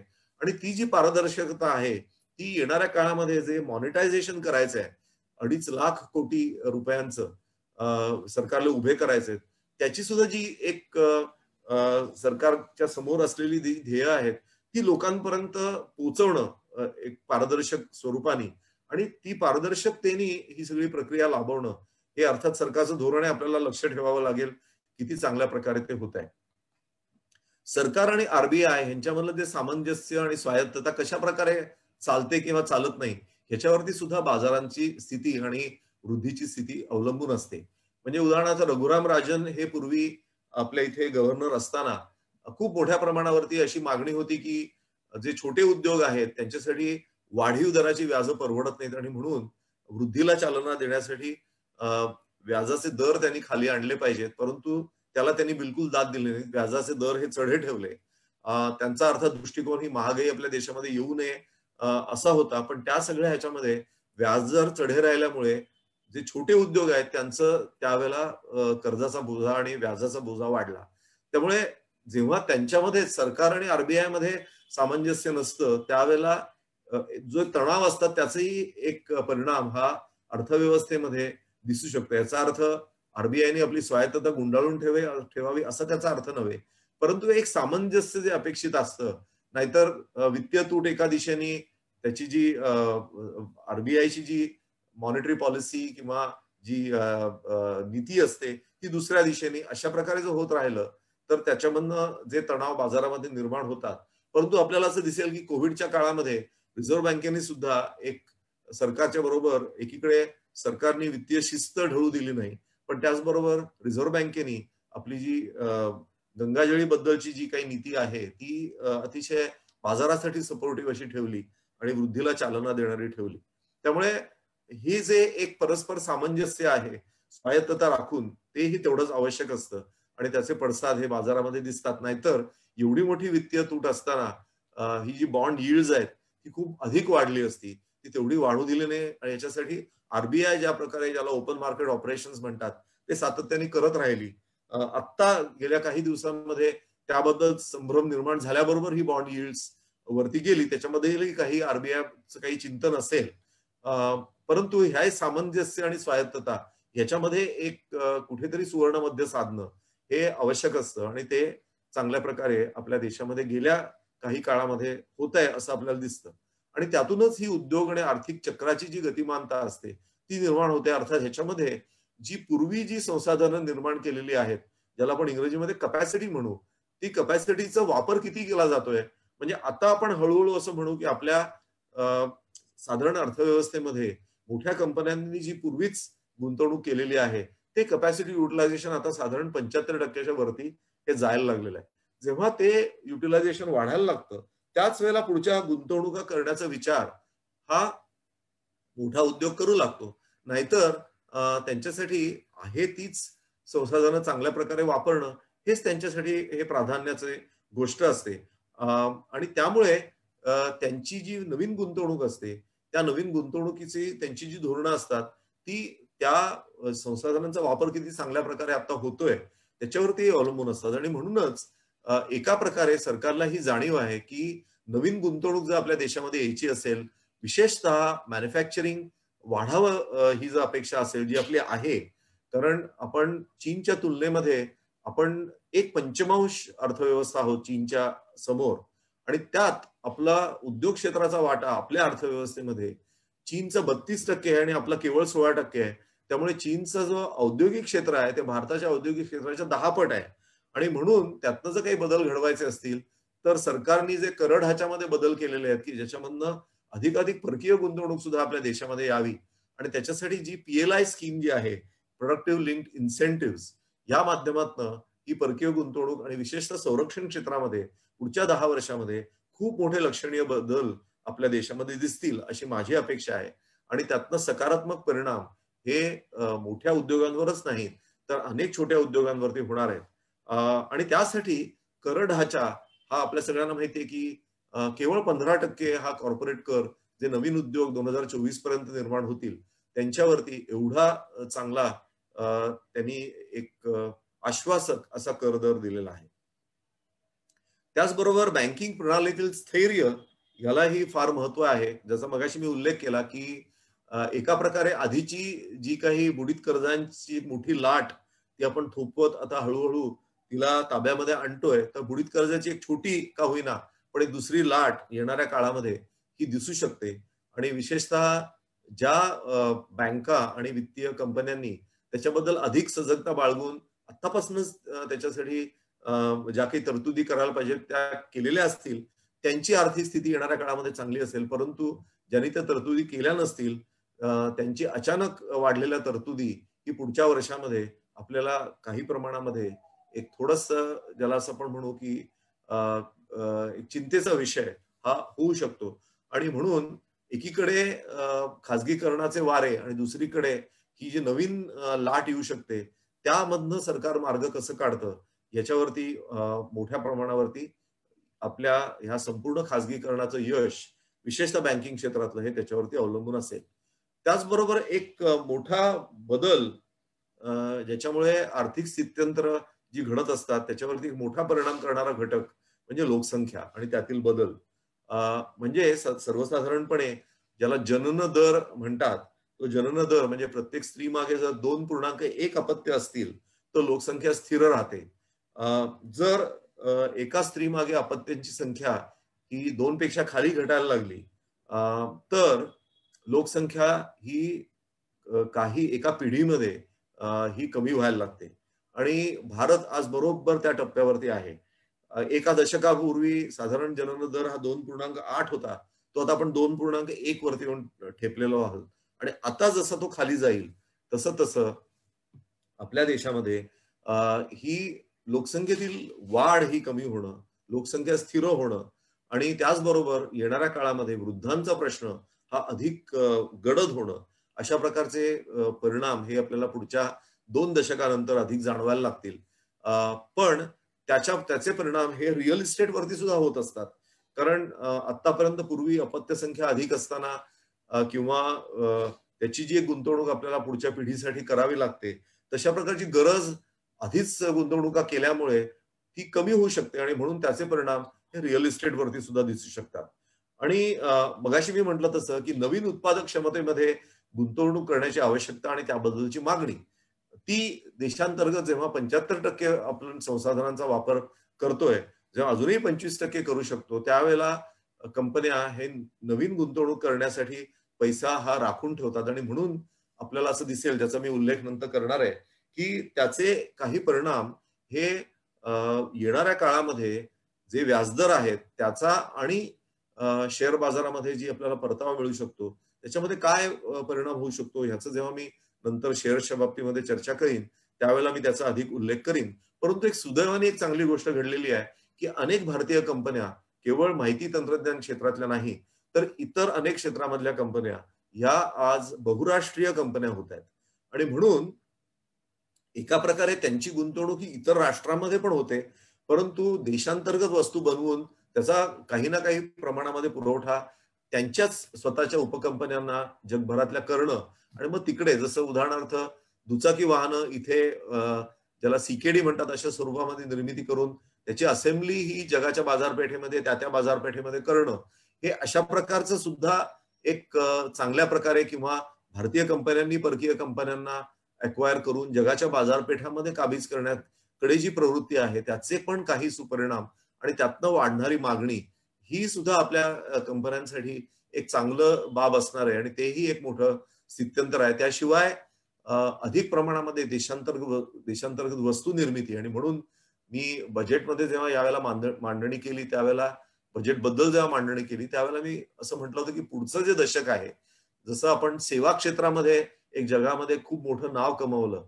माझ्या दृष्टीने असं दिसतंय की पुढच्या दशकामध्ये औद्योगिक क्षेत्रामध्ये आपण अधिक मोठं नाव जगभरामध्ये कमवू शकू, ही एक शक्यता मोठ्या प्रमाणावरती निर्माण झालेली आहे. आणि त्यामुळे ह्या ज्या नवीन संधी आहेत, म्हणजे मी त्या संपूर्ण त्या 20 व्हिडिओची मालिका केली, त्याच्यामध्ये एक व्हिडिओ मुद्दामून त्यावेळेला मी असं म्हटलं होतं की आफ्रिका खुणावतोय, असा एक माझा व्हिडिओ आहे त्या 20 व्हिडिओच्या मालिकेमध्ये, ज्या भारताला सुसंधी आहेत. आणि तिथे आफ्रिकेमध्ये आजही जनन दर अनेक राष्ट्रांमध्ये स्त्री मागे 5, 5.5, 6, 6.5, 4, 4.5 अशी अनेक राष्ट्र आहेत. आणि त्यामुळे जसं आपण म्हणतो की भारतासाठी हे शतक आहे, तसं आफ्रिकेसाठी सुद्धा हे शतक आहे. कारण आफ्रिका खंडामध्ये एकीकडे स्थैर्याकडे पूर्वी जे त्यांची वंशवाद आणि वंशातनं अतिशय प्रचंड अशी नरसंहार हे जे प्रकार व्हायचे त्यापासून आता आफ्रिका खंडही दूर जातोय. आणि आफ्रिका खंडामध्ये भारताला खूप मोठ्या प्रमाणावरती संधी निर्माण होणार आहेत, सेवा आणि उद्योग ह्या दोन्ही प्रकारे. त्याच्यासाठी ह्या ज्या संधी आहेत त्याचा मगाशी मी उल्लेख केला, तो एक भारतीय कंपन्यांसाठी खूप चांगली गोष्ट आहे. त्याचप्रमाणे स्टार्टअप इकोसिस्टम जी आहे, विशेषतः संरक्षण क्षेत्रामधली जी सामग्री असते त्याच्यामध्ये जसं हार्डवेअर महत्वाचं असतं तसं सॉफ्टवेअरही महत्वाचं असतं. आणि सुदैवाने आपल्या देशामध्ये ते डोकं चालतं आणि त्यामुळे हे जे नाविन्य आहे, ज्याला इनोव्हेशन म्हणतात इंग्रजीमध्ये, किंवा नवीन तंत्रज्ञानाची निर्मिती, आणि त्यातनं एक मुद्दामून मी उल्लेख करू इच्छितो. आपण अवश्य त्या गोष्टींचं थोडा व्हिडिओज आपण अवश्य बघावे की श्रीधर वेंबू नावाच्या, आपण कदाचित माहिती असेल आपले जे माहिती तंत्रज्ञान क्षेत्रामधले मित्र आज इथे आहेत, परंतु झोहो कॉर्पोरेशन जी त्यांनी निर्मिती केली, आणि त्या माणसाचं वैशिष्ट्य असं की आज त्यांनी चक्क अमेरिकेमधनं आपली हेडक्वार्टर्स ही तामिळनाडू म्हणजे चेन्नई पासनं 450 मैल दूर असलेल्या एका गावामध्ये चक्क हलवली. तुम्ही मुद्दामून त्यांचे व्हिडिओ बघा श्रीधर वेंबू यांचे, की ज्याला बुटस्ट्रॅपिंग ऑफ अ स्टार्टअप, म्हणजे बुटस्ट्रॅपिंग याचा अर्थ कुठल्याही प्रकारचं फंडिंग बाहेरनं न घेता, ज्याला व्हेंचर कॅपिटलिस्ट वगैरे असं म्हणतात, तसं न घेता स्वतःच्या हिमतीवरती, आणि कधीही कंपनी आम्ही पब्लिकली शेअर बाजारात लिस्ट करणार नाही, प्रायव्हेट कंपनीच राहू, परंतु सातत्याने नवीन नवीन तंत्रज्ञानामध्ये गुंतवणूक करत राहून आज उद्योगाची एक ऑपरेटिंग सिस्टम अशा प्रकारची 36हून अधिक प्रोडक्ट्स असलेली सूट झोहोने निर्माण केलेली. मी स्वतः त्यांचं झोहो CRM, ज्याला कस्टमर रिलेशनशिप मॅनेजमेंट म्हणतात, हे प्रोडक्ट मी स्वतः जेव्हा IIT साठी काही उपक्रमांमध्ये मदत करत होतो, की ज्याच्यामध्ये वेगवेगळ्या आमचे ज्या उपक्रमासाठी येणारे विद्यार्थी त्यांच्याबरोबर संवाद साधणं, त्याचे रेकॉर्ड्स ठेवणं, तेव्हा मी स्वतः झोहोचं CRM प्रोडक्ट वापरलेलं आहे. अप्रतिम असं प्रोडक्ट आहे. पण त्यांची जी झोहो सूट आहे, अशा प्रकारचे तंत्रज्ञान जर देशांतर्गत निर्माण व्हायला लागलं की जे गुगल, मायक्रोसॉफ्ट या सगळ्यांच्या प्रोडक्ट्स बद्दल स्पर्धा करू शकणार अशी ती झोहोची सूट आहे, पण ती आपल्याला माहिती नाही. आपल्याला गुगल सूट माहिती आहे किंवा मायक्रोसॉफ्टची प्रोडक्ट्स माहिती आहेत, परंतु आपल्याच देशामध्ये निर्माण झालेलं झोहो सारखं प्रोडक्ट आपल्याला माहिती नाही. पण हळूहळू हा काळ बदलतोय आणि देशांतर्गत जसं सेवांचा दबदबा आपण जगभर निर्माण केला, तसा मॅन्युफॅक्चरिंग मध्ये जिथे अधिक मोठ्या प्रमाणावरती सॉफ्टवेअरचा वापर केला जातो, ते एक चांगल्या प्रकारे आपल्या देशामध्ये येणाऱ्या दशकामध्ये हा मोठा बदल दिसेल. आणि म्हणूनच बंगलोर आज संपूर्ण जगामधलं 3ऱ्या क्रमांकाचं स्टार्टअप शहर झालेलं आहे. एक दुसरी मोठी महत्वाची गोष्ट त्याच्यामध्ये बदल झालेले आहेत की कंपन्यांचं, मोठ्या कंपन्यांचा जेव्हा विचार केला, आणि मी नेहमी असं म्हणतो की जे आपल्यासारखे सामान्य गुंतवणूकदार आहेत, ज्यांनी अधिकाधिक पैसे आपले मोठ्या कंपन्यांमध्ये ठेवावे, याचा अर्थ छोट्या कंपन्यांचा अवमान असा नव्हे, परंतु आपल्याला छोट्या कंपन्यांचा अभ्यास करणं, जे एक व्हेंचर कॅपिटलिस्ट किंवा प्रायव्हेट इक्विटी इन्व्हेस्टर्स करू शकतात, त्या मनाने आपण करू शकत नाही, हे वास्तव आहे. आणि म्हणून जेव्हा मोठ्या कंपन्यांचा आपण विचार करतो, त्यावेळेला एक मोठा विलक्षण बदल असा आपल्याला दिसतोय की एक 10 वर्षापूर्वी अनेक कंपन्यांच्या डोक्यावरती कर्जाचे डोंगर होते. आज आपल्याला जसं माहितीये की रिलायन्समध्ये मोठ्या प्रमाणावरती गुंतवणूक आली, आणि जेव्हा अशाच एप्रिल मध्ये जेव्हा मला विचारलं होतं की निफ्टीचं तुमचं डिसेंबरमध्ये काय असेल असं तुमचा विचार आहे, तेव्हा मी 11,400 निफ्टी असेल असं सांगितलं. आणि त्यानंतर मे महिन्यामध्ये ज्या मोठ्या प्रमाणावरती रिलायन्सच्या रिटेल आणि जिओ या दोन्ही ठिकाणी प्रचंड मोठ्या प्रमाणावर गुंतवणूक आली, आणि त्यामुळे आपल्या शेअर बाजाराचं चित्र हे जे मला वाटलं होतं त्यापेक्षाही अधिक सकारात्मक झालं. पण त्याच्यामध्ये आपल्याला असं दिसेल, कारण त्यावेळेला शेअर बाजार हा साधारण 8,000 इंडेक्स होती, ती 11,400, म्हणजे तिकडनंही जवळजवळ 40% वरती अपसाईड असं मी म्हटलं होतं, पण त्याही पेक्षा अधिक अपसाईड झाली. कारण त्यानंतर ज्या मोठ्या प्रमाणावरती रिलायन्समध्ये गुंतवणूक आली, त्याच्यामध्ये अचानक जगाच्या पटलावरती भारताची छवी बदलून गेली आणि अधिक मोठ्या प्रमाणावरती गुंतवणूक आपल्या देशामध्ये आली. आणि त्याच्यामध्ये एक मोठी गोष्ट घडली की खूप मोठ्या प्रमाणावरती अनेक कंपन्यांनी आपल्या बॅलन्स शीटवरती जी कर्ज होती ती कमी केलेली आहेत, आणि आज अनेक कंपन्यांकडे प्रचंड मोठ्या प्रमाणावरती कॅश उपलब्ध आहे.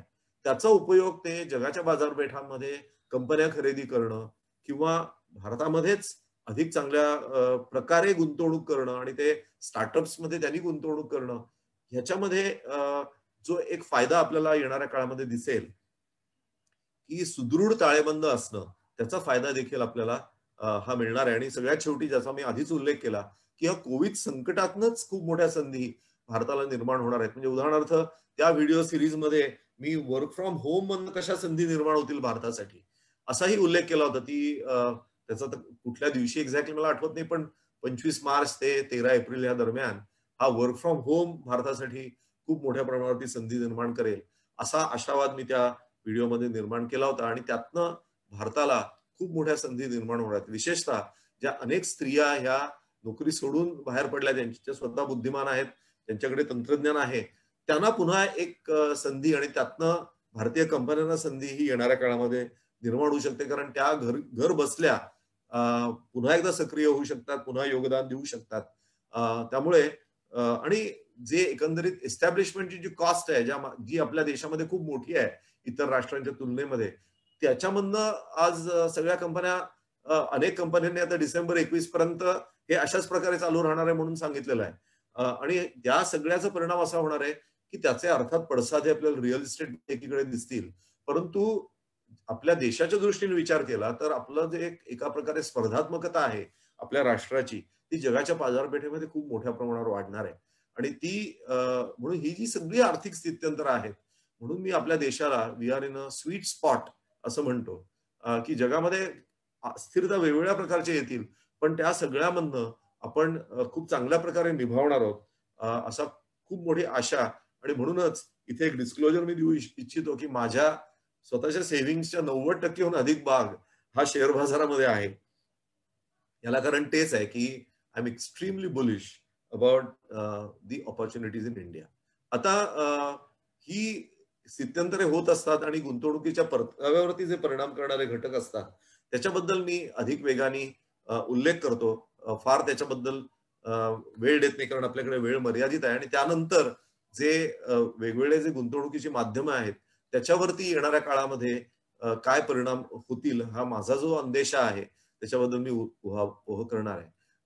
आपल्या सगळ्यांना माहिती आहे की गुंतवणुकीच्या परताव्यावरती जे परिणाम करणारे घटक असतात त्याच्यामध्ये महागाई हा एक फार मोठा विषय असतो. आणि महागाईची दिशा, नुसती महागाई आत्ता काय आहे हा विषय नसतो. जसं उदाहरणार्थ युपीए 2च्या काळामध्ये 2009 ते 2014 या काळामध्ये 10% महागाई सरासरी, आणि त्याच्यामुळे व्याजदर चढे राहणं आणि हे सगळे जे परिणाम आहेत त्याचा जो एक दुष्परिणाम आहे, तर त्या उलट आपल्या देशामध्ये महागाई हा कमी राहण्याकडे त्याचा दीर्घकालीन दिशा असणार आहे. परंतु त्याला एक काउंटर सायक्लिकल किंवा काउंटर स्ट्रक्चरल अशा प्रकारचा जो पुढच्या काही एक वर्ष सव्वा वर्षामध्ये परिणाम दिसेल तो म्हणजे महागाई थोडी वाढण्याकडे आणि व्याजदर थोडे वाढण्याकडे हा कल दिसू शकतो. परंतु दीर्घकालीन जर विचार केला तर महागाई कमी राहणं, व्याजदर कमी होणं हा दीर्घकालीन दिशा आहे. जसं मी म्हटलं की तेलाच्या बाबतीत दीर्घकालीन दिशा जर आपण विचार केली तर तेल भाव हे खाली राहण्याकडे त्याचा कल असेल. परंतु अल्प मुदतीमध्ये व्याजदर चढे राहणं, थोडी महागाई वर जाणं जगाच्या बाजारपेठेमध्ये, थोडे तेलभाव वरती चढणं, खनिजांच्या किमती वाढणं हा एक आपल्याला परिणाम येणाऱ्या काळामध्ये दिसेल. त्यामुळे म्हणूनच मगाशी मी उल्लेख केला की बॉन्ड्सच्या बाबतीमध्ये गुंतवणूक नवीन करणं हे आत्ताचा हा काळ नव्हे. कारण व्याजदर आणि महागाई जर चढी असेल तर बॉन्ड्सच्या किमतीवरती विपरीत परिणाम होतो आणि म्हणून आपण बॉन्ड्समध्ये नव्याने गुंतवणूक न करणं हे इष्ट ठरतं. त्याचबरोबर आर्थिक वृद्धी आणि स्थैर्य हे कसं असेल ह्याच्यावरती सुद्धा हे सगळं अवलंबून असतं. आणि जसं आपल्याला माहिती आहे की ह्या कोविडच्या काळामध्ये जे आता अदमास आहे की साधारण ह्या वर्षी आपली अर्थव्यवस्था ही 8% उणे साधारण असेल, पुढच्या वर्षी ती साधारण 11-11.5% अधिक असेल. परंतु 2 वर्षांचा विचार केला तर एकंदरीत वाढ ही केवळ 2% असणार आहे. पण त्यानंतर सरासरी 2% 2 वर्षांमध्ये, पण त्यानंतर मात्र ती अधिक जोमदार असेल. त्याच्याबद्दल मी आधी उल्लेख केलेला आहे, त्याची कारण मीमांसा केलेली आहे. पण त्याचबरोबर एक जो विविक्षित परिणाम हा व्याजदर आणि शेअर बाजार याच्यामध्ये जसं एक साधारण असं म्हटलं जातं की व्याजदर जेव्हा वाढतात त्यावेळेला सगळ्याच गुंतवणुकीच्या माध्यमांवरती, मग ते बॉन्ड्स असो, सोनं असो, शेअर्स असो, याच्यावरती एक विपरीत परिणाम होताना आपल्याला दिसतो. परंतु शेअर्सच्या बाबतीमध्ये तो परिणाम थोडासा वेगळा असतो आणि त्याच्याबद्दल मी नंतर उहापोह करणार आहे. विशेषतः 2004 ते 2007 या काळामध्ये जे प्रचंड बुल मार्केट आपल्या देशामध्ये आलं होतं, त्याचा आणि येणाऱ्या काळाचा काही एकमेकांशी संबंध आहे का याच्याबद्दल आपण नंतर चर्चा करणार आहोत. आणि म्हणून ही वाढ आणि त्याच्या संदर्भामध्ये व्याजदर आणि महागाई याचा एकत्रित विचार आपल्याला करावा लागतो. त्याचबरोबर आपल्या देशामध्ये एकंदरीत आर्थिक साक्षरतेबद्दलची असलेली अपर्याप्तता, त्याची वानवा आणि त्यामुळे एक साधारण हा कल हा अधिकाधिक आपले पैसे हे ज्याला आपण दृश्यमान अशी जी संसाधनं आहेत म्हणजे ते रिअल इस्टेट असेल, सोनं असेल, अशाकडे पारंपरिक आपल्या गुंतवणुका गेल्या. आर्थिक गुंतवणुका ह्या कमी राहिल्या. परंतु जेव्हा लोकांमध्ये सजगता येते आणि पैसे हे आर्थिक क्षेत्रातल्या गुंतवणुकांकडे यायला लागतात, त्याचेही परिणाम हे आपल्याला दिसत असतात. आणि भारताच्या दृष्टीने जर विचार केला तर हळूहळू आपण त्या टप्प्याकडे आहोत की लोकांमध्ये जी सजगता येते त्या माध्यमातून आर्थिक क्षेत्रातल्या गुंतवणुकांना प्राधान्य दिलं जाणं, ज्याचं आपण कोविडच्या काळामध्ये सुद्धा बघितलं तर खूप मोठ्या प्रमाणावरती नवीन खाती उघडली गेली शेअर बाजारामध्ये. ह्याला कारण ही एकीकडे लोकांच्या मनामध्ये हे जे कुतूहल निर्माण होत आहे विशेषतः तरुण पिढीमध्ये, आणि म्हणून त्याचे परिणाम हे वेगवेगळ्या गुंतवणूक क्षेत्रामध्ये देखील आपल्याला दिसतील. आणि त्या पलीकडे जाऊन आर्थिक कारणांच्या पलीकडे जे मागणी पुरवठा ह्याच्यावरती परिणाम करणारे घटक असतात, त्याचा मगाशी मी उल्लेख केला की जी तणावाची स्थिती देशांतर्गत किंवा देशाच्या सीमेवरती निर्माण होऊ शकते, किंवा त्याचबरोबर एक अनारोग्याची स्थिती जी निर्माण झाली, हे आर्थिक कारणांच्या पलीकडे परिणाम करणारे घटक असतात. पण त्याचा पडसाद हा आपल्याला आर्थिक परिस्थितीमध्ये देखील दिसतो. जसं कोविडच्या बाबतीमध्ये आपल्याला दिसला की जी काही पावलं आपल्या सरकारला उचलावी लागली की उपजीविका का लोकांचं जीव वाचवणं, ह्याच्यामधला जो एक सरकारने पर्याय हा निवडला की लोकांचे जीव वाचवणं याला अग्रक्रम दिला गेला. आणि उपजीविका ज्यांची बाधित झाली त्या सगळ्यांपर्यंत म्हणजे जवळजवळ 80 कोटी जनतेपर्यंत 8 ते 9 महिने रेशन पोहोचवणं किंवा थेट पैसे ट्रान्सफर करणं, हे जे सरकारला निर्णय घ्यायला लागले. आणि ह्याच्या पलीकडे सुद्धा जी एक शेतीच्या बाबतीमध्ये जे निर्णय सरकारने विशेषतः राबवायचा प्रयत्न केला, ज्याचा काही राजकीय प्रमाणामध्ये विरोध झाला, परंतु सामान्य शेतकऱ्याच्या दृष्टीने ज्याला एक पर्याय उपलब्ध करून देणं, त्याचे जे काही परिणाम आपल्याला येणाऱ्या काळामध्ये हे ग्रामीण अर्थव्यवस्था ही सुदृढ होण्याच्या दृष्टीने दिसतील, असेही काही घटक हे आपल्या ही जी स्थित्यंतर आणि गुंतवणुकीच्या परताव्यावरती परिणाम करणारे घटक अशा प्रकारे ते दिसत असतं. आणि म्हणून येणाऱ्या काळामध्ये गुंतवणूक पर्याय जे आपल्या समोर आहेत त्याच्यामध्ये संभाव्य दिशा काय असेल याच्याबद्दल मी माझा होरा मांडण्याचा प्रयत्न केलेला आहे. एके प्रकारे मी तुम्हाला आधीच सांगितलेलं आहे की माझे स्वतःचे जी काही गुंतवणूक आहे त्यातले 90% अधिक गुंतवणूक ही शेअर्समध्ये आहे. आणि एका प्रकारे जी पारंपरिक ज्याला फायनान्शियल प्लॅनिंग म्हणतात त्याला छेद देणारी ही गोष्ट आहे. कारण साधारणपणे असं म्हटलं जातं की 100 किंवा 110 वजा तुमचं वय एवढंच तुमचं शेअर्समध्ये हे गुंतवणूक असली पाहिजे, त्यापेक्षा अधिक असता कामा नये. परंतु वैयक्तिक मी स्वतः भारतीय बाजारांवरती अतिशय सकारात्मक दृष्टीने बघतोय. अगदी कोविडच्या आधी सुद्धा माझं एक्सपोजर 80% होतं आणि त्यामुळे कोविडच्या काळामध्ये जवळजवळ 25% घसरण झालेली असताना माझ्या पोर्टफोलिओमध्येही तेवढी घसरण झाली. विशेषतः मी नोकरदार नाही, माझ्या व्यवसायामध्ये अनिश्चितता खूप जास्ती असते आणि विशेषतः 18-19 वर्ष जिथे मला बोलवतील तिकडेच मी जातो. खूप मोठ्या प्रमाणावरती मार्केटिंग किंवा असं काहीच म्हणजे मार्केटिंग तर केलंच जात नाही आणि त्यामुळे अशाश्वती असून सुद्धा मी शेअर्सच्या बाबतीमध्ये सकारात्मक राहिलो. अगदी माझा एप्रिल 4चा व्हिडिओ जर तुम्ही बघितलात तर त्याच्यामध्ये मी कशा प्रकारे अजून नवीन पैसे टाकत राहणार आहे याचंही मी त्याच्यामध्ये जे मी करणार आहे त्याबद्दल सांगितलेलं होतं. आणि त्यामुळे मला असं वाटतं की येणाऱ्या काळामध्ये शेअर्ससाठी हा खूप चांगला काळ आपल्या देशामध्ये दिसेल. विशेषतः ज्या प्रकारे जी पावलं उचलली जात आहेत ज्याचे एक सकारात्मक परिणाम आपल्याला दिसतील. Make in India, manufacturing sector हे अधिक सुदृढ होणं, सेवा क्षेत्रामधल्या ज्या माहिती तंत्रज्ञान क्षेत्रामधल्या कंपन्या आहेत त्या सुद्धा जग मोठ्या प्रमाणावरती प्राधाक्रांत करतायत.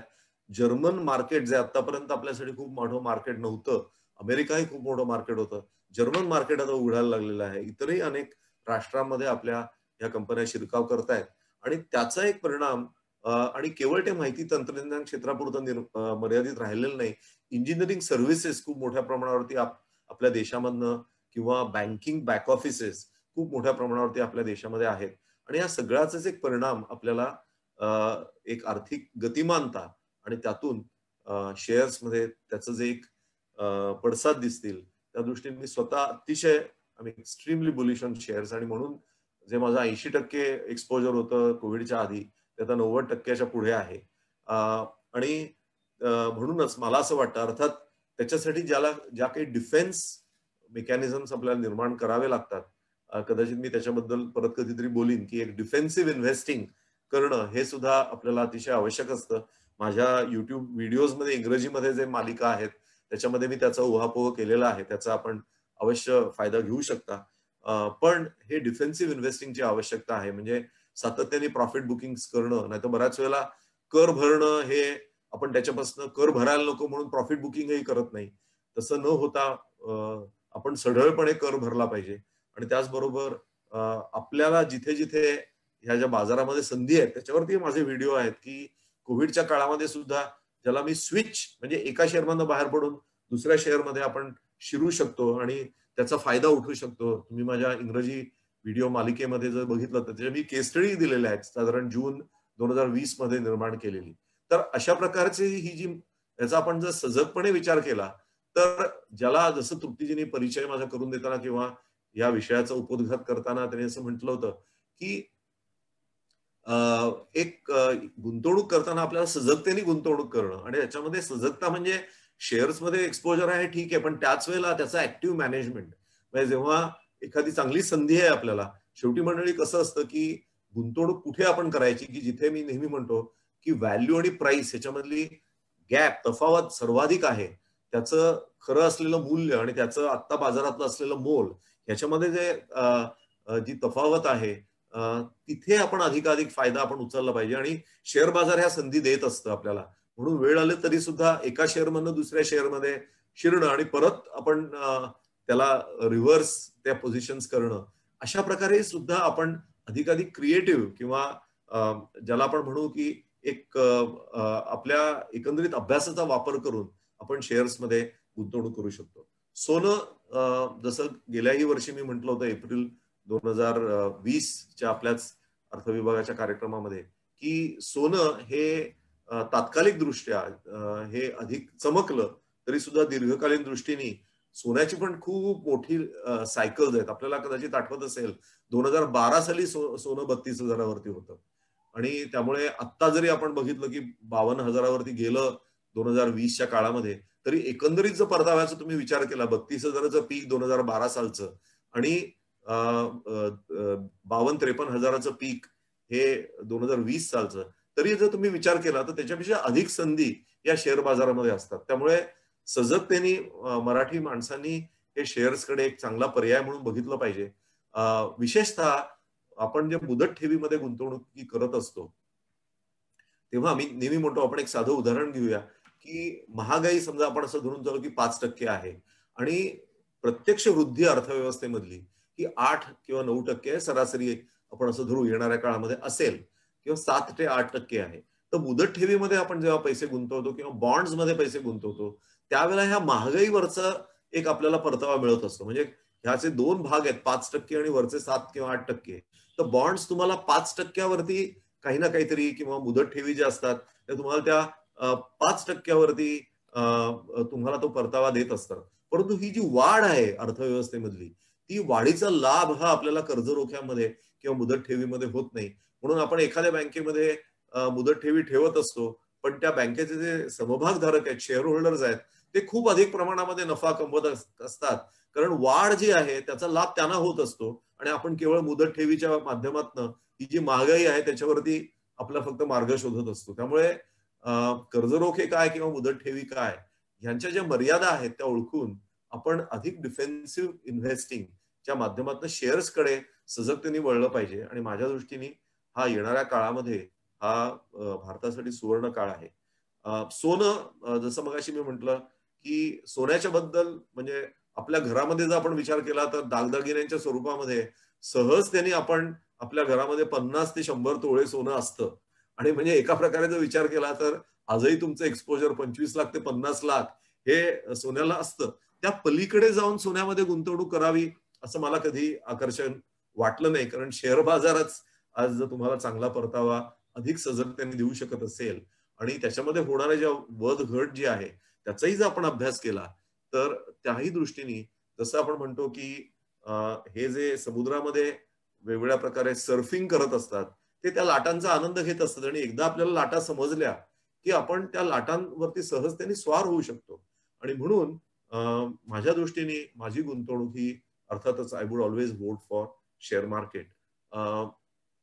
सोनं काही प्रमाणात आपलं एक्सपोजर असतं, बॉन्ड्स आणि मुदत ठेवी या आपल्या खर्चाच्या नियोजनामध्ये त्याचा एक उपयोग होऊ शकतो.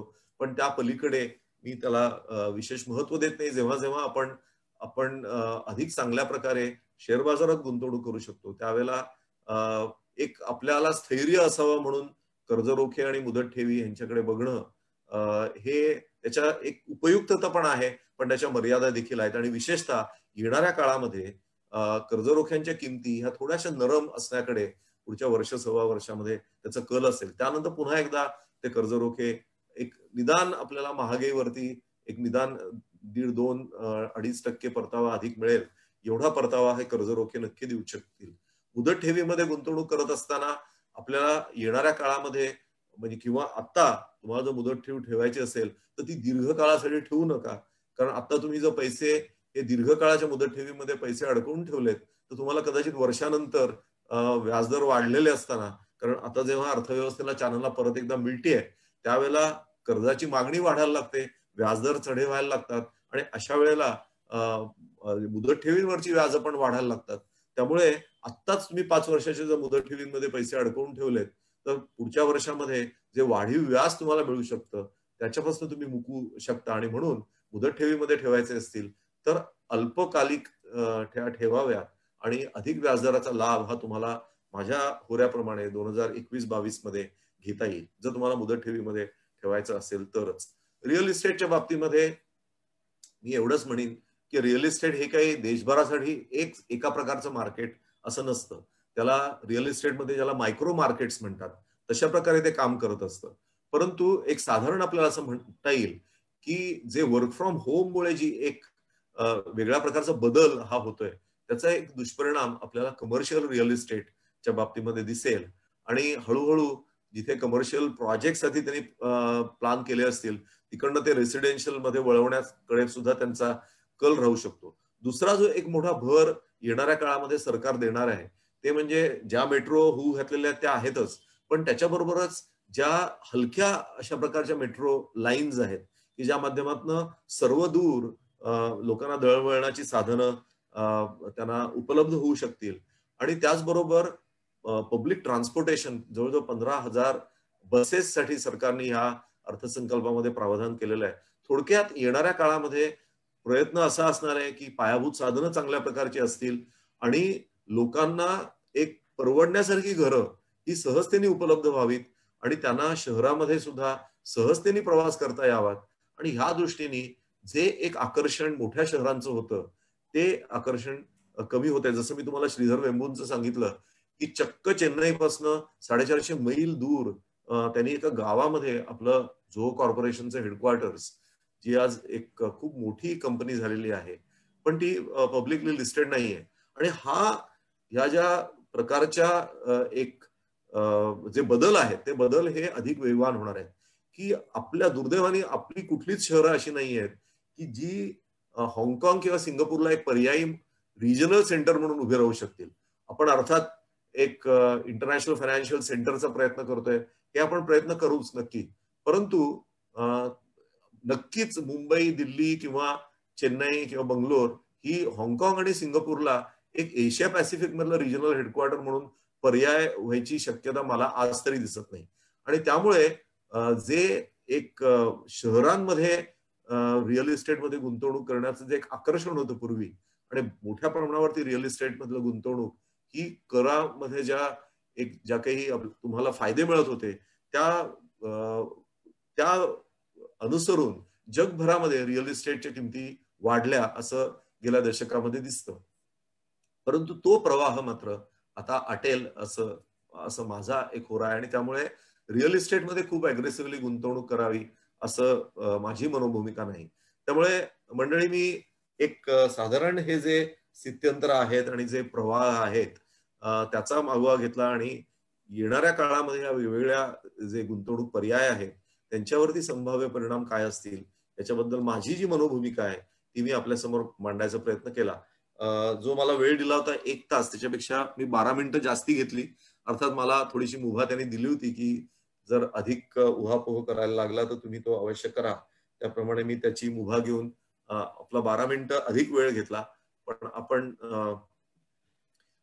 जो प्रतिसाद दिला त्याबद्दल आणि पुन्हा एकदा महाराष्ट्र सेवा संघाचे अनेक आता मला वाटतं अध्यक्षही आता जॉईन झालेले आहेत, चंद्रशेखरजी आणि जयप्रकाशजी जे कार्यवाह आहेत तेही आहेत आणि अर्थ विभागाचे अध्यक्ष चंद्रशेखरजी वझे, कार्यवाह विजय वझेजी आणि सर्वच अर्थ विभागाचे कार्यकर्ते, या सगळ्यांचे मी पुन्हा एकदा आभार मानतो. तृप्तीनी माझ्याशी काल संवाद साधून मुद्दामून ह्या सगळ्या विषयासाठी तिने एक खूप चांगली तयारी केली.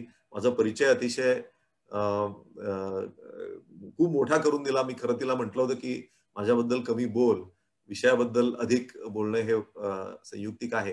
पण आपण सगळ्यांनी जे हा कार्यक्रम यशस्वी होण्यासाठी जे कष्ट घेतलेत अर्थ विभागाच्या सगळ्याच कार्यकर्त्यांचे मी पुन्हा एकदा आभार मानतो आणि विषय इथे थांबवतो. अर्थात आपल्याकडे प्रश्नोत्तरांसाठी वेळ आहे. जे प्रश्न मला विचारले जातील त्याचं मी यथाशक्ती उत्तर द्यायचा प्रयत्न करतो. खूप खूप धन्यवाद. धन्यवाद सर. एवढा मोठा पसारा तुम्ही आज जमेल तितक्या कमी वेळात सगळ्यांसमोर मांडला आणि तोही अतिशय सहज पद्धतीने. मला नक्की खात्री आहे की यापुढे ही जी आजची मंडळी आज इथे तुमचं प्रवचन ऐकतात, मी प्रवचन हा शब्द मुद्दाम इथे वापरते कारण ज्याला आपण एक म्हणतो ना की एक मूलभूत किंवा पायाभूत शिक्षण ज्या गोष्टीचं मिळालं पाहिजे ज्याचा आयुष्यभर फायदा होतो, तर असं हे प्रवचनामार्फत जेव्हा आपल्याला मिळतं तेव्हा ते आपल्यात जास्त लक्षात राहतं आणि त्याचा आपण पुढे फार चांगल्या पद्धतीने वापर करू शकतो. म्हणून आज जे आज इथे आहेत आणि हे जे तुम्ही सांगितलेलं आहे त्याचं नक्कीच पुढे गुंतवणूक करताना त्यांच्या मनात विचार येईल याबाबत मला खात्री वाटते. तर बऱ्याचशा गोष्टी आहेत की ज्या आपण म्हणजे ज्यांच्याकडे आपलं नाही लक्ष जात. आज एक गुंतवणूक सल्लागार म्हणून सुद्धा मी जेव्हा बघते तेव्हा ह्याच्यातल्या म्हणजे जसं तुम्ही सांगितलं की जनन दराचा सुद्धा गुंतवणुकीवरचा होणारा एक दीर्घकालीन परिणाम आहे तो सुद्धा आम्हाला कित्येकदा समजावता येत नाही, पण आपल्याला दिसतंय की हळू-हळू ह्या गोष्टी बदलत जातायत आणि त्याच्यानुसार आपल्या गुंतवणुकीवर त्याचे बदल होत आहेत. त्यामुळे छोट्यात छोटी गोष्ट आणि मोठ्यात मोठी गोष्ट आणि छोट्यात छोटा कालावधी ते एक दीर्घ कालावधी हा सगळा आपण एक पसारा आज ह्या कार्यक्रमातून मांडलेला आहे. परंतु सर्वसाधारण वर्गाची अपेक्षा अशी असते की किमान गोष्टी ज्या ढोबळ गोष्टी आपण बघायला पाहिजेत, त्या कोणत्या?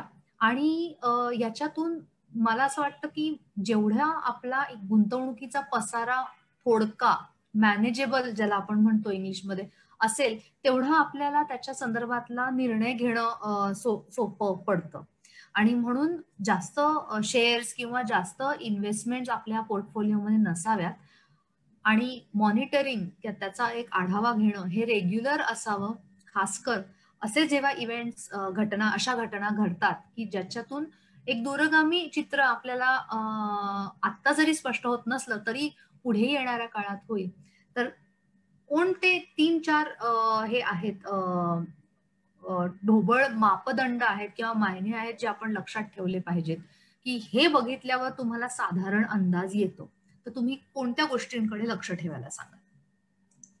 म्हणजे विशेषतः शेअर्सच्या बाबतीमध्ये असं आपण तर एक म्हणजे कसं असतं की ज्याला मी डिफेन्सिव्ह इन्व्हेस्टिंग असं मगाशी ज्याचा मी उल्लेख केला की आपल्याला आपण शेवटी रिटेल इन्व्हेस्टर्स आहोत आणि त्यामुळे आपण अकारण जोखीम ओढवून न घेणं हेही आवश्यक असतं. आणि बऱ्याच वेळेला काय असतं की लोक मल्टी बॅगर्सच्या मागे धावत असतात. परंतु तुमच्याकडे जर चांगल्या प्रकारचे शेअर्स जर तुम्ही निवडलेत आणि विशेषतः माझा जो निकष आहे, विशेषतः माझं स्वतःच आज मी ज्या आयुष्याच्या टप्प्यावरती आहे ते विचार करता आणि त्याचबरोबर मी मोठ्या प्रमाणावरती माझं एक्सपोजर हे शेअर बाजारावरती ठेवत असताना मी नेहमी एक मोठा पहिला निकष असा वापरतो की कुठल्या कंपन्यांच्या बॅलन्स शीटमध्ये ताळेबंद पत्रकामध्ये एक कमी कर्जाचा बोजा त्यांच्यावरती आहे. हा माझ्या दृष्टीने सगळ्यात मोठा निकष असतो. कारण बऱ्याच वेळेला काय असतं की आपल्या डोक्यावरती कर्ज नाही अशा आपण आनंदामध्ये असतो आणि अशा कंपन्यांमध्ये गुंतवणूक करतो की त्यांच्या डोक्यावरती मोठी कर्ज आहेत आणि मग ते कर्जाच्या बोजाखाली सापडतात आणि मग आपण नकळत त्याच्यामध्ये ओढले जातो की ज्या संकटापासून आपण वैयक्तिकदृष्ट्या दूर असतो. तो एक विषय. दुसरा मी ह्या इथे जी मंडळी आहेत त्यांना मी मुद्दामून एक अभ्यास करायला सांगेन आणि जो मी आपल्या आतापर्यंतच्या अनेक ठिकाणी मी मांडलेला आहे की होल्डिंग आणि इन्व्हेस्टमेंट कंपनीज या ज्या गुंतवणुकीचं एक माध्यम आहे ज्याच्याबद्दल आज मराठी माणसांमध्ये तेवढी सजगता नाही. तर अशा ज्या कंपन्या आहेत की ज्यांचा स्वतःचा वेगळा व्यवसाय आहे असं नाही. दोन प्रकारच्या होल्डिंग आणि इन्व्हेस्टमेंट कंपनीज आहेत. एक म्हणजे ज्यांचा स्वतःचा व्यवसाय पण आहे आणि प्लस इतर कंपन्यांमध्ये त्यांचे स्टेक्स आहेत. तर हे जे विशेषतः डिव्हिडंड च्या बाबतीमध्ये जे बदल झालेले आहेत गेल्या बजेटमध्ये की ज्याच्यामध्ये डिव्हिडंड डिस्ट्रीब्युशन टॅक्स एक तर गेलेला आहे. दुसरं म्हणजे एखाद्या कंपनीला दुसऱ्या कंपनीकडनं जर डिव्हिडंड लाभांश मिळाला आणि त्यांनी जर तो संपूर्ण लाभांश पुन्हा आपल्या शेअर होल्डर्सना जर दिला तर पूर्वी जे एक कॅस्केडिंग की ज्याला आपण म्हणू की करावर कर अशा प्रकारची जी रचना होती, मिनिमम अल्टरनेट टॅक्स होता, म्हणजे एखाद्या कंपनीला जर लाभांश मिळाला तर त्यांना पुन्हा मिनिमम अल्टरनेट टॅक्स भरायला लागत होता, मग पुन्हा डिव्हिडंड डिस्ट्रीब्युशन टॅक्स भरायला लागत होता. अशा प्रकारे जे करावर कर ह्या ज्या रचना होत्या त्याच्यामध्ये जो मोठा बदल झालेला आहे. त्यामुळे मला असं वाटतं की होल्डिंग आणि इन्व्हेस्टमेंट कंपन्या जे तुम्ही सर्च केलं तरी सुद्धा मिळू शकतं किंवा जर तुम्हाला मी जर थोडंसं जर शोध घेतो माझ्या स्वतःच्या पॉवर पॉइंट्स मध्ये आणि जर आपल्याला वेळ असेल तर मी 1 मिनिटामध्ये या होल्डिंग इन्व्हेस्टमेंट कंपन्या कुठल्या आहेत त्याचंही जर लोकांना मी कुठली त्यातली घ्यावी असा आग्रह करणार नाही, परंतु होल्डिंग आणि इन्व्हेस्टमेंट कंपन्या कुठल्या आहेत जर असं आपल्याला जर दाखवायचं असेल तर ते पण मी जर शोधतो पटकन आणि त्याची एक स्लाइड आपण दाखवू शकतो की ज्याचा लाभ हे लोक घेऊ शकतील. तुम्ही जसं सांगाल तसं. ठीक आहे, मग मला 1 मिनिट द्या, मी मुद्दामून त्याचा शोध घेतो माझ्या आर्काइव्ह्ज मध्ये आणि तोवर मी काही प्रश्न जे प्रातिनिधिक स्वरूपातले आहेत त्यांच्या उत्तरांचा सुद्धा एक समाधान करायचा प्रयत्न करते. म्हणजे इथे डेट इन्व्हेस्टर्स किंवा जे रिटायर्ड लोक आहेत ज्यांना सेफ्टी ही महत्वाची वाटते. तर अशांचा प्रश्न आहे की आता ह्या परिस्थितीमध्ये कुठल्या प्रकारच्या इन्व्हेस्टमेंट्स चांगल्या असतील, की बॉन्ड, कॉर्पोरेट बॉन्ड आहेत, आपल्याकडे क्रेडिट रिस्क फंड आहेत, म्हणजे डेट फंडांमधचा पण एवढा मोठा पसारा आहे की रिटेल इन्व्हेस्टरने आता कोशाकडे लक्ष द्यावं आणि एक ओव्हरऑल एवढ्या सगळ्या कॅटेगरीज मधली कुठली कॅटेगरी ही त्यांच्यासाठी माफक परतावे आणू शकते, यावर एक मार्गदर्शन झालं तर सुंदर होईल. हो चालेल, मी बोलतो त्या विषयावरती. मी थोडं नक्की. माझ्या याच्यामध्ये शोध घ्यायचा प्रयत्न करतोय आणि मला ते मिळालं, मी नंतर त्या प्रश्नाचंही उत्तर नक्की देतो.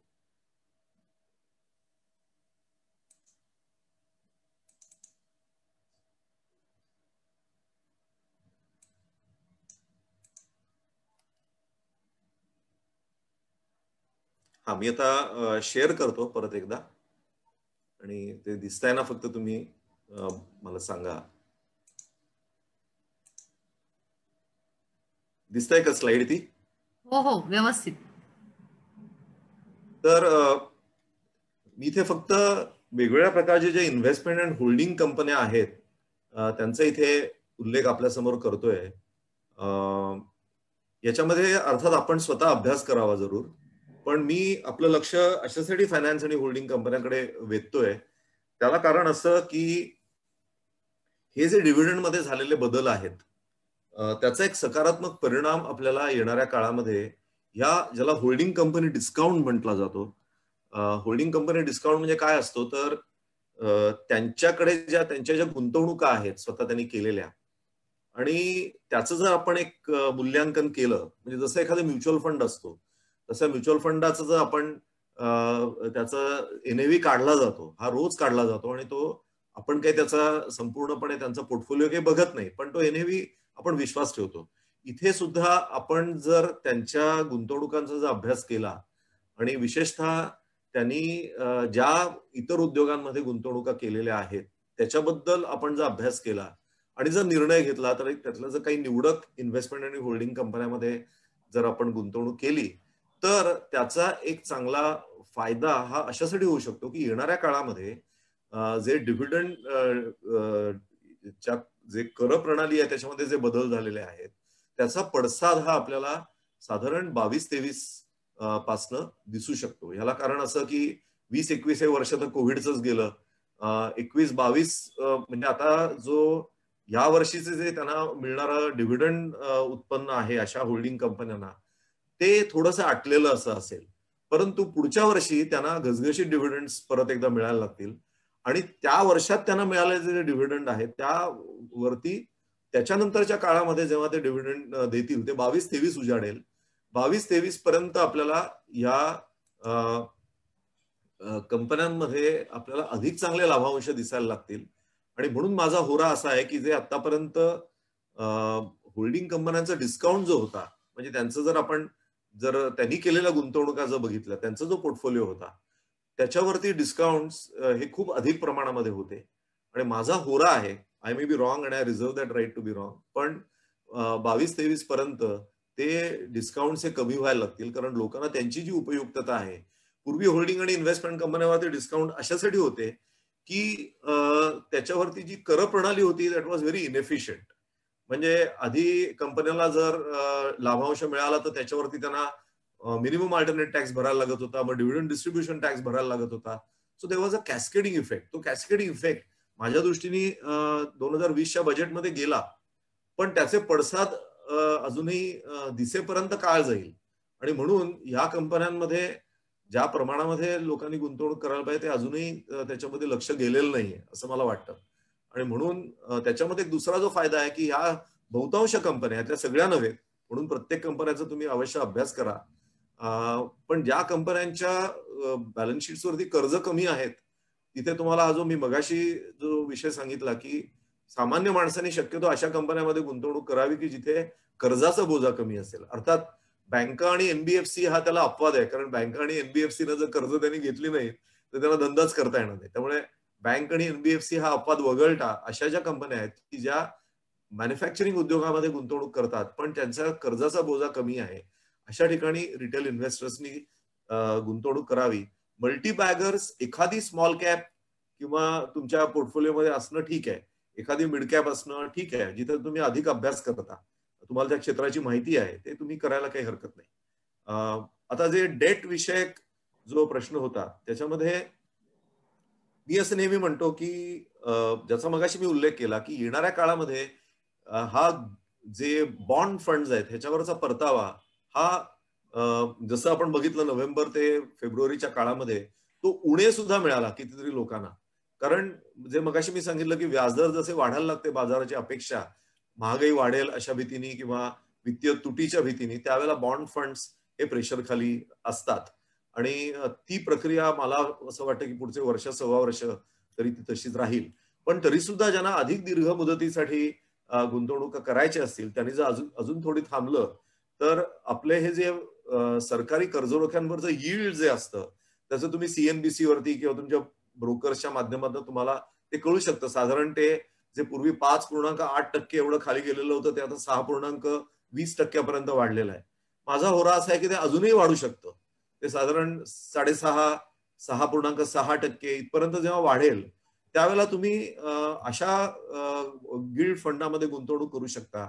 गिल्ड फंड हा असा फंड आहे की ज्याच्यामध्ये सरकारी कर्जरोख्यांमध्ये गुंतवणूक होत असते आणि त्यामुळे जे वयाने ज्येष्ठ आहेत त्यांना अधिक जोखीम घ्यायची नसते, त्यांना गिल्ड फंड हा खूप चांगला पर्याय आहे. जे वयाने तरुण आहेत, जे अधिक थोडी जोखीम घ्यायची, थोडा अभ्यास करण्याची तयारी आहे, त्यांना आपण म्हणाला तसं क्रेडिट रिस्क फंड हा एक पर्याय किंवा कॉर्पोरेट बॉन्ड फंड हा पर्याय होऊ शकतो. पण तिथे त्यांनी ही सजगता बाळगली पाहिजे की तिथे क्रेडिट रेटिंग हे AA किंवा त्याच्या वरचं असेल.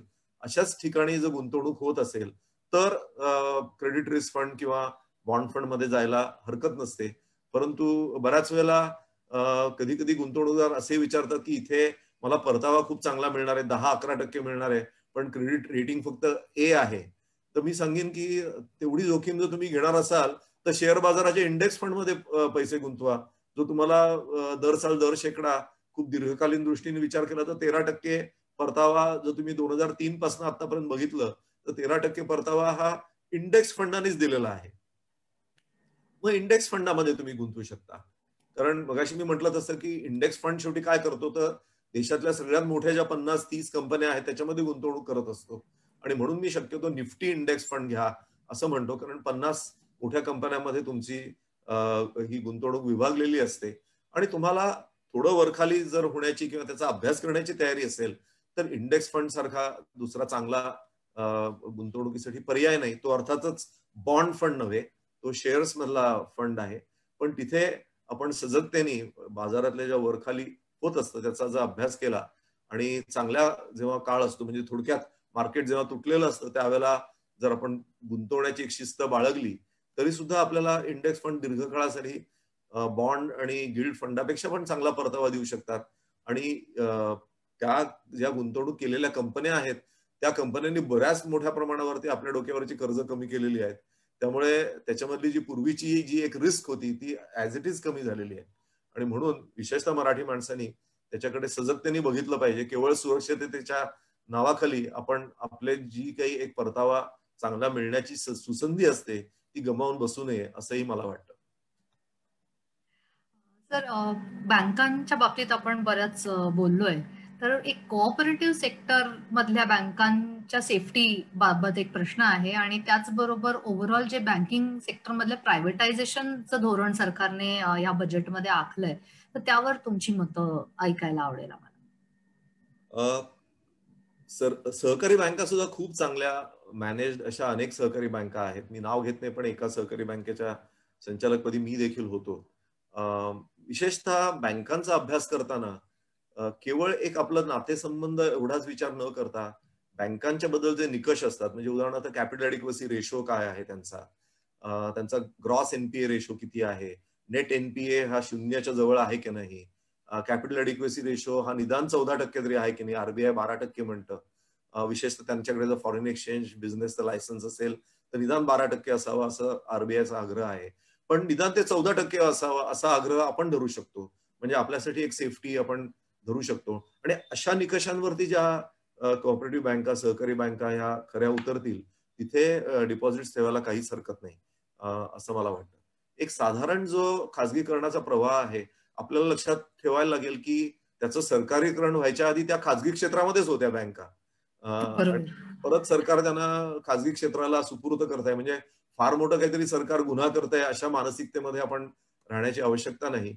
कालानुरूप जे बदल व्हायला पाहिजेत, की जिथे निर्णयामधली गतिमानता अर्थात पूर्वीच्या काळात ज्या प्रमाणामध्ये सरकारचा एक लुडबुड ही बँकांमध्ये होत होती, ती कमी झालेली जरी असली तरी सुद्धा ती निर्णय प्रक्रिया ही बँकांमध्ये ही आपल्या हातनं चूक होत नाही ना, ही जी एक मानसिकता असते ती योग्यही आहे, परंतु त्याचा अतिरेक झाला की मग त्यातनं जे एक अ, अ, जे एक मी असं म्हणेन की काही धडाडीने निर्णय घ्यायला लागतात, ते धडाडीने निर्णय घेतले जात नाहीत. सुदैवाने अनेक आज सरकारी बँका सुद्धा सीबीएस किंवा अशा माध्यमातून अधिक माहिती तंत्रज्ञान प्रणालीचं अंगीकरण करतायत. त्या सुद्धा अधिक चांगल्या प्रकारे म्हणजे अकारण ब्रांच नेटवर्क न वाढवता त्यातनं अधिकाधिक उत्पादकता कशी वाढवता येईल हाही प्रयत्न करतायत. आणि त्यामुळे मला असं वाटलं की ह्या खाजगीकरणाकडे आपण सकारात्मक पद्धतीने बघितलं पाहिजे. मला असं वाटत नाही ज्या प्रकारे काही हेडिंग्स ही वर्तमानपत्रामध्ये झळकली आहेत की सगळ्याच सरकारी बँकांचं आता सरकार खाजगीकरण करणार. हे मला वाटतं अतिरेक आहे. मला वाटत नाही सरकार तसं करेल. काही बँकांमध्ये हे दीर्घकालीन दृष्टीने विचार केला तरी सुद्धा सरकार हे नक्कीच आपला म्हणजे त्या सरकारी किंवा सार्वजनिक क्षेत्रातल्याच बँका राहतील.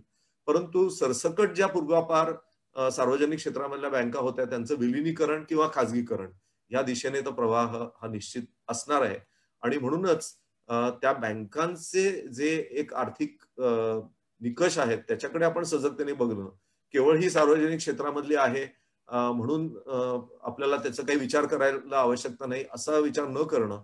सुदैवाने सार्वजनिक क्षेत्रातल्या बँका सुद्धा जर तुम्ही बघितलात तर तिमाही आपले निकाल जेव्हा जाहीर करतात त्यावेळेला खूप मोठ्या प्रमाणावरती त्यांची खूप सुंदर प्रेझेंटेशन्स, मी पुन्हा म्हणून इथे नाव कुठलंही घेत नाही, परंतु आपण मुद्दामून जाऊन बघा, ते खूप चांगल्या प्रकारे ते कशा प्रकारे मार्गक्रमणा करतायत याच्याबद्दल सरकारी क्षेत्रातल्या सार्वजनिक क्षेत्रातल्या बँका सुद्धा दर तिमाहीला खूप चांगलं सविस्तर सादरीकरण देत असतात. आपण जर एक्सचेंजेसच्या वेबसाईटवरती गेलो आणि त्या बँकांच्या पोर्टलवरती गेलो तर आपण त्या सगळे डाउनलोड करू शकतो, आपण त्याचा अभ्यास करू शकतो. थोडक्यात केवळ हे सार्वजनिक क्षेत्रातलं नाव आहे म्हणून मी निर्धास्तपणे आता गुंतवणूक करीन अशी मानसिकता आपण न ठेवता तिथेही आपण सजग व्हायला पाहिजे. आणि जसं जसं तुम्ही सहकारी बँकांच्या बाबतीत म्हणालात तेच निकष आपण सार्वजनिकच काय कुठल्याही खाजगी बँकेकडे बघताना सुद्धा ते निकष लावले पाहिजे असं मला वाटतं. म्हणजे डोळसपणेच ती गुंतवणूक करणं याला आता अग्रक्रम दिला पाहिजे. सर, एक बजेटमध्ये अनाउन्समेंट्स ज्या झाल्या आणि स्पेशली आपण म्हणतो की पब्लिक सेक्टर मध्ये असलेल्या कंपन्यांसाठी किंवा एकतर काही विकल्याही जातील किंवा काहींमध्ये प्रायव्हेट कॉम्पिटिशन जे ऍक्च्युली बजेटच्याही आधी आपल्या अर्थमंत्र्यांनी सांगितलं की प्रायव्हेट सेक्टरचं कॉम्पिटिशन हे पब्लिक सेक्टरला पण आता प्रत्येक जिथे जमेल तिथे गव्हर्नमेंट आपली सरकार आणायचा प्रयत्न करत आहे. तर ह्या सगळ्या ह्याच्यामध्ये पब्लिक सेक्टर कंपन्यांमधले गुंतवणूक जर आज बघायची झाली, मग ते आपण ओएनजीसी म्हणा किंवा तेल विपणन कंपन्या म्हणा, बँकांबद्दल तर आपण बोललोच आहोत. तर मग आणि डिफेन्स मधल्या कंपन्या ह्या सगळ्यामध्ये एक गुंतवणूकदार म्हणून आपण कसं बघू शकतो? मला असं वाटतं की एक जर आपण पब्लिक सेक्टर म्हणून जर विचार केला तर साधारण आपण जे गुंतवणूक करताना साधारण आर्थिक निकष असतो त्याच्यामध्ये आपण एक प्राइस टू बुक हा रेशो बघत असतो. आणि आतापर्यंतची जी एक परंपरा आहे की साधारण सार्वजनिक क्षेत्रातल्या ज्या संस्था असतात त्यांना कमी प्राइस टू बुक रेशो हा दिला जातो. कारण सर्वसाधारण भावना अशी आहे की त्यांच्याकडे असलेली जी संसाधनं आहेत त्यांचा तेवढ्या चांगल्या प्रमाणामध्ये ते वापर करत नाहीत.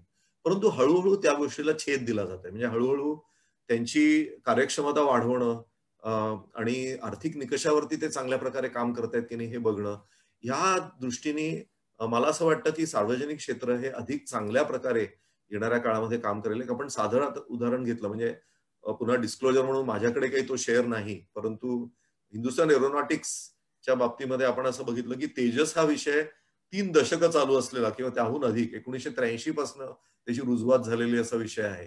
पण ते प्रत्यक्षात यायला किती काळ लोटला हे आपण बघतोय. परंतु आज सरकारने त्यांच्यावरती विश्वास दाखवून 48,000 कोटीची ऑर्डर तेजससाठी दिलेली आहे. म्हणजे तो त्यांच्यावरती विश्वास दाखवलेला आहे की तुम्ही आता हे करा. आणि त्याच्यामध्ये आपल्याला एक चांगली गोष्ट अशी आहे की साधारण 350 एसएमईज या त्याच्यामध्ये इन्व्हॉल्ड आहेत. म्हणजे केवळ ते हिंदुस्थान एरोनॉटिक्सचा विषय नाहीये, तर त्यांना सपोर्ट करणाऱ्या अनेक एसएमई त्याच्यामध्ये इन्व्हॉल्ड आहेत. आणि आता तर डिझाईनच्या स्टेज पासूनच एसएमईजना इन्व्हॉल्व करायचं, अशा प्रकारची जी एक मानसिकता, म्हणजे हे जी मानसिकतेतला जो बदल आहे, त्याच्यामुळे सार्वजनिक क्षेत्र हे अर्थात आपण ज्याचा उल्लेख केला, बीपीसीएल, एचपीसीएल सारख्या सार्वजनिक क्षेत्रातल्या कंपन्या ह्या पूर्वी सुद्धा चांगल्या प्रकारे त्यांचं व्यवस्थापन होतं, त्याच्याबद्दल शंका नाही. पण एक सर्वसाधारण आपण जर एक सार्वजनिक क्षेत्राकडे जर बघितलं, तर एक ढिसाळ अशा प्रकारचं जे एक व्यवस्थापन, असा एक शिक्का त्याच्यावरती आतापर्यंत बसलेला होता.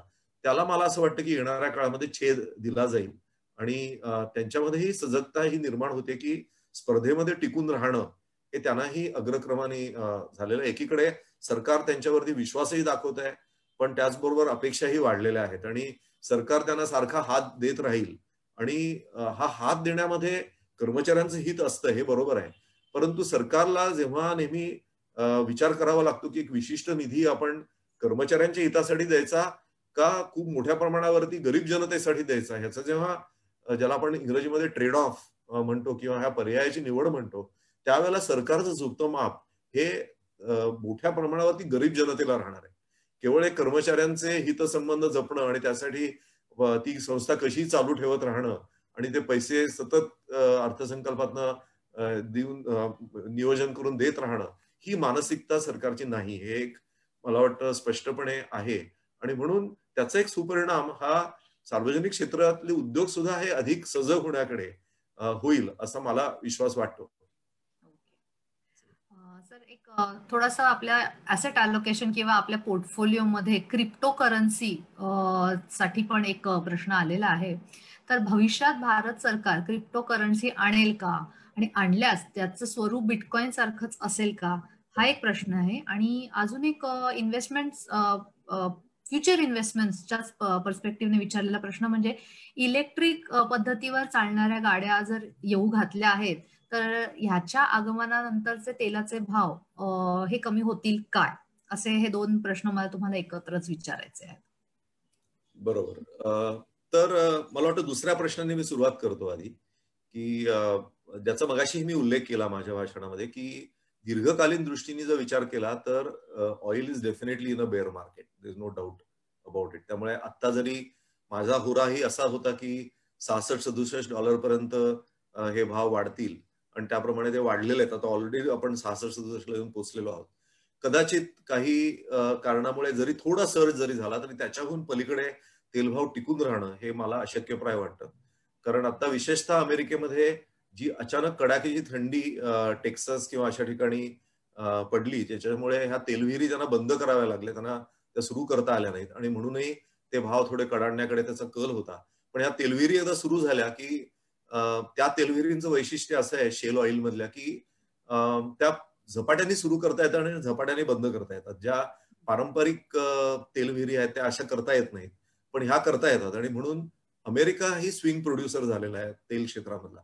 आणि $50 वरती गेलं की हा ज्या शेल ऑइल मधल्या कंपन्यांना आहेत त्यांना नफा समोर दिसायला लागतो आणि ते धडाधड उत्पादन सुरू करतात. आता ही टेक्सासमध्ये आलेली अडचण ही थोडीशी त्याच्या विरुद्ध झाली, पण त्या झपाट्याने एकदा ती थंडी ओसरली की त्या सुरू करतील आणि त्यामुळे तेल भाव हे कडाडलेले राहू शकणार नाहीत. आता आपण जे इलेक्ट्रिक कारचा जो विषय आहे, जसं मी म्हटलं की पुढचं दशक हे सरकारच्या दृष्टीने इलेक्ट्रिक कार हा त्यांच्यासाठी अग्रक्रमाचा विषय असला तरी सरकारनी जी पायाभरणी आता सुरू केलेली आहे ती त्यानंतरच्या दशकाची, आणि ज्याचा मी उल्लेख केला की हायड्रोजन बेस कार्स, म्हणजे हायड्रोजन आपल्या गाडीमध्ये भरायचं पेट्रोल डिझेलच्या ऐवजी किंवा बॅटरीच्या ऐवजी.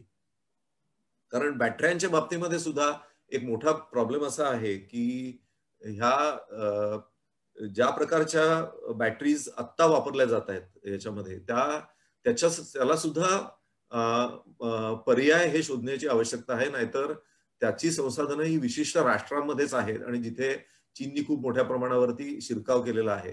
सुदैवाने आपल्याकडे आता कार्बन आयन, सोडियम आयन अशा प्रकारच्या बॅटरीज ची सुद्धा निर्मितीसाठी काही स्टार्टअप्सनी सुरुवात केलेली आहे. त्याचा अर्थात खूप मोठ्या प्रमाणावरती वापर व्हायला अधिक वेळ जाईल, पण ती जर पर्याय निर्माण झाली तर मग इलेक्ट्रिक कार्सना खूप मोठ्या प्रमाणावरती आपल्या देशामध्ये चालना मिळेल. आणि आधीचा प्रश्नाचा काय भाग होता परत एकदा मला जो उजळणी जर तुम्ही केली तर मी क्रिप्टोकरन्सी भविष्यात आपल्या सरकारकडून क्रिप्टोकरन्सी येईल का? तर एक आपल्याला मुख्य फरक असा केला पाहिजे की क्रिप्टोकरन्सी आणि डिजिटल करन्सी ह्याच्यामधला जो एक फरक आहे की क्रिप्टोकरन्सी म्हणजे एका प्रकारे आभासी चलन ते आहे. मला आठवतं की 2017च्या अखेरीला जेव्हा दिशा नावाचं जे एक साप्ताहिक झी ग्रुपनी सुरू केलं होतं त्यातला पहिला लेख मी त्यांना लिहून दिलेला होता पहिल्याच अंकात प्रसिद्ध होण्यासाठी, कारण वर्षभर मी लिहित होतो त्याच्यामध्ये. पण अचानक मला फोन आला की तुम्ही या आभासी चलनावरती लिहाल का, आणि ते पहिल्या अंकामध्ये पहिल्या पानावरती प्रसिद्ध झालं दिशाच्या. तर त्यावेळेला ह्याच्यामध्ये मी असं म्हटलं होतं की आपल्या तरुणांनी हे बिटकॉइन्सच्या मागे न लागता ब्लॉकचेन तंत्रज्ञानाचा अभ्यास केला पाहिजे आणि त्याचा वापर कुठे करता येईल ह्याच्याकडे अधिक लक्ष द्यायला पाहिजे. कारण आभासी चलनामध्ये एक मोठा प्रॉब्लेम असा आहे की त्याचं व्हॅल्युएशन कसं करायचं हे कोणालाही माहिती नाही. त्याला ती बिटकॉइन्स जी दिली जातात ती सॉफ्टवेअर नर्ड्सना दिली जातात की जे एक विशिष्ट algorithm they are able to crack आणि ज्यांना ते अधिक वेगाने ते करू शकतात त्यांना एका लोकशाही पद्धतीने त्यांना ती बिटकॉइन्स दिली जातात. तर त्यांनी काहीतरी एक त्याच्यामध्ये विचार करून किंवा गणिती पद्धतीने एखादा प्रॉब्लेम सॉल्व्ह केला आणि म्हणून त्यांना बिटकॉइन्स मिळणं वेगळं आणि आपण ती एक गुंतवणुकीचं माध्यम म्हणून बघणं वेगळं. हे पूर्णपणे मला असं वाटतं की मी त्यापासून दूर राहिलेलो आहे ह्याच कारणासाठी, कारण कुठलीही गुंतवणूक करताना त्याचे जे व्हॅल्युएशनचे निकष आहेत ते इथे कसे लावावे ह्याच्याबद्दल पूर्णपणे अस्पष्टता आहे. आणि त्यामुळेच आपण बघितलं गेल्या महिन्याभरामध्ये की खूप मोठ्या प्रमाणावरती स्पेक्युलेशन याच्यामध्ये आहे आणि तो सोन्याला पर्याय होऊ शकत नाही कितीही ओरड केली तरी. तो जे चलन आहे जे एखाद्या राष्ट्राचं ऑफिशियल चलन आहे त्याला तो पर्याय होऊ शकत नाही. त्यामुळे एक तंत्रज्ञान म्हणून त्याच्याकडे बघणं आणि बऱ्याच वेळेला जे असं होतं की जे आता ज्या येलेन म्हणून ज्यांनी जो आता उल्लेख केला की त्याच्याबद्दल जे एक त्याच्यामधले जे इनहेरंट इनएफिशियन्सी आहेत म्हणजे त्याचे काही फायदेही आहेत. म्हणजे उदाहरणार्थ डेटा कॉम्प्रेस करून ही जे ब्लॉकचेन तंत्रज्ञान असतं ते डेटा कॉम्प्रेस करून जे आता ज्याला क्लायंट सर्व्हर टेक्नॉलॉजी म्हटलं जातं की एका डेटा सेंटरमध्ये सगळा डेटा असतो आणि आपण लॅपटॉपमधनं किंवा क्लाउड तंत्रज्ञानाच्या माध्यमातून तो डेटा ऍक्सेस करत असतो. याच्या विपरीत ब्लॉकचेन मध्ये होतं की ह्याच्यामध्ये सगळ्याच लॅपटॉप्सवरती किंवा डेस्कटॉप्सवरती जे त्या ब्लॉकचेनचा भाग आहे त्याच्याकडे तो डेटा कॉम्प्रेस करून हा एकाच वेळेला उपलब्ध असतो. म्हणजे हे त्यातलं एक खूप मोठी उपलब्धी आहे की त्यामुळे तुम्हाला डिझास्टर रिकव्हरी वगैरे सगळे जे विषय हे जे पारंपरिक तंत्रज्ञानामध्ये लागू असतात ते ह्या ब्लॉकचेनला लागूच होत नाही. कारण तुमचं कुठेही डिझास्टर आलं तरी तो डेटा दुसऱ्या कुठल्या तरी लॅपटॉपवरती उपलब्ध असतोच आणि ते मोठ्या प्रमाणावरती कॉम्प्रेस केलेलं. त्यामुळे त्याचा एक ब्लॉकचेनचं तंत्रज्ञान म्हणून अभ्यास करणं आणि त्याचा कुठे उपयोग करता येईल हा विचार करणं आणि जे एका प्रकारे कंबाईंड लेजर सिस्टम जी आहे जे आता प्रत्येकाचं लेजर वेगळं अशा प्रकारचे आहे त्याच्याऐवजी सगळ्यांचं एक सामायिक लेजर ही एक ज्याला मी म्हणता येईल की एक इट्स अन एसोटेरिक ऑब्जेक्टिव्ह. पण ते मिळवण्यासाठी जे आपल्याला वेळ आणि तंत्रज्ञान खर्ची घालायला लागतं त्याला आज खूप चांगले पर्याय उपलब्ध आहेत. त्यामुळे त्याचा दुराग्रह करणं हे सुद्धा आवश्यक नाही. आणि म्हणून जे आपलं पारंपरिक तंत्रज्ञान आहे त्याच्या जरी मर्यादा असल्या त्याच्यामध्ये क्लायंट सर्व्हर आणि एका ठिकाणी डेटा सेंटरवरती डेटा असणं आणि बाकी सगळ्यांनी तो फक्त ऍक्सेस करणं अशा प्रकारची जरी रचना असली तरी त्याला काही फार मोठ्या मर्यादा आहेत असं नाही. आज आपण सगळे त्याचा वापर करतोच आहोत. म्हणून ब्लॉकचेन हा एक पर्याय म्हणून नक्की आहे, पण तो मेनस्ट्रीम ह्या तंत्रज्ञानाला पर्याय होऊ शकेलच की नाही हे सुद्धा माझ्या मनामध्ये साशंकता आहे. आणि म्हणून त्याला व्हॅल्युएशन कसं करता येईल हा एक मोठा संभ्रम आहे आणि म्हणून त्यापासून दूर राहिलेलं चांगलं असं माझं धोरण आहे आणि ते मी त्या लेखातही लिहिलेलं होतं. चालेल सर. वेळेची जरा आता आपलं गणित थोडंसं बसवताना माझी तारांबळ उडते म्हणून शेवटचे 2च पटकन प्रश्न घेते.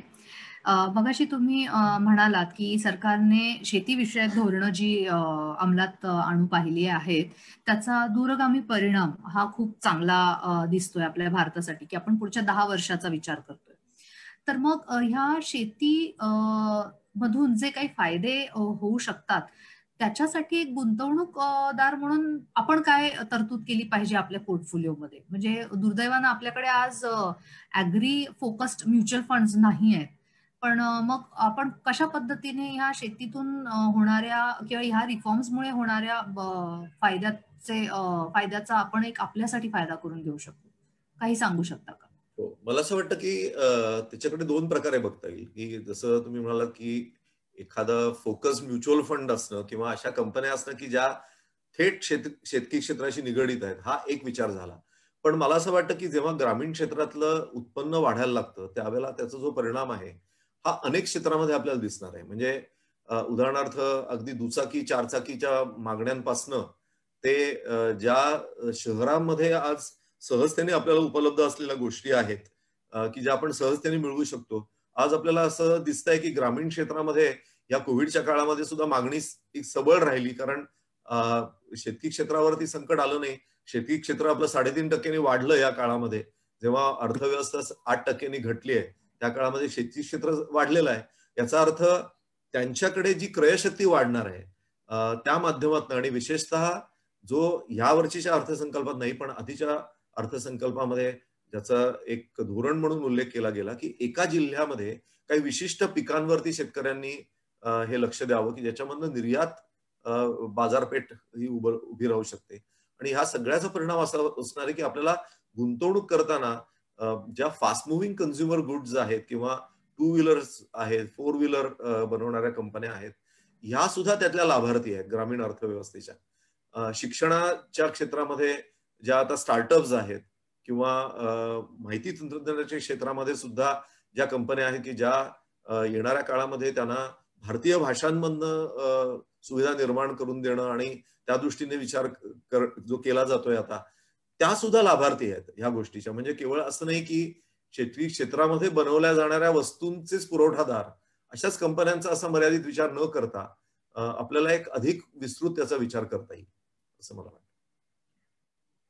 शेवटचा प्रश्न घेते, की मेक इन इंडिया आणि स्टार्टअप या 2 गोष्टींवर सरकारचा खूप जोर आहे. तर आत्तापर्यंत एक साधारण ट्रेंड आपण जर बघितली, तर स्टार्टअप हे जास्त करून बंगलोर ह्या शहरात अ, उदयाला आले आणि रादर तिथे जास्त ते पसरतायत.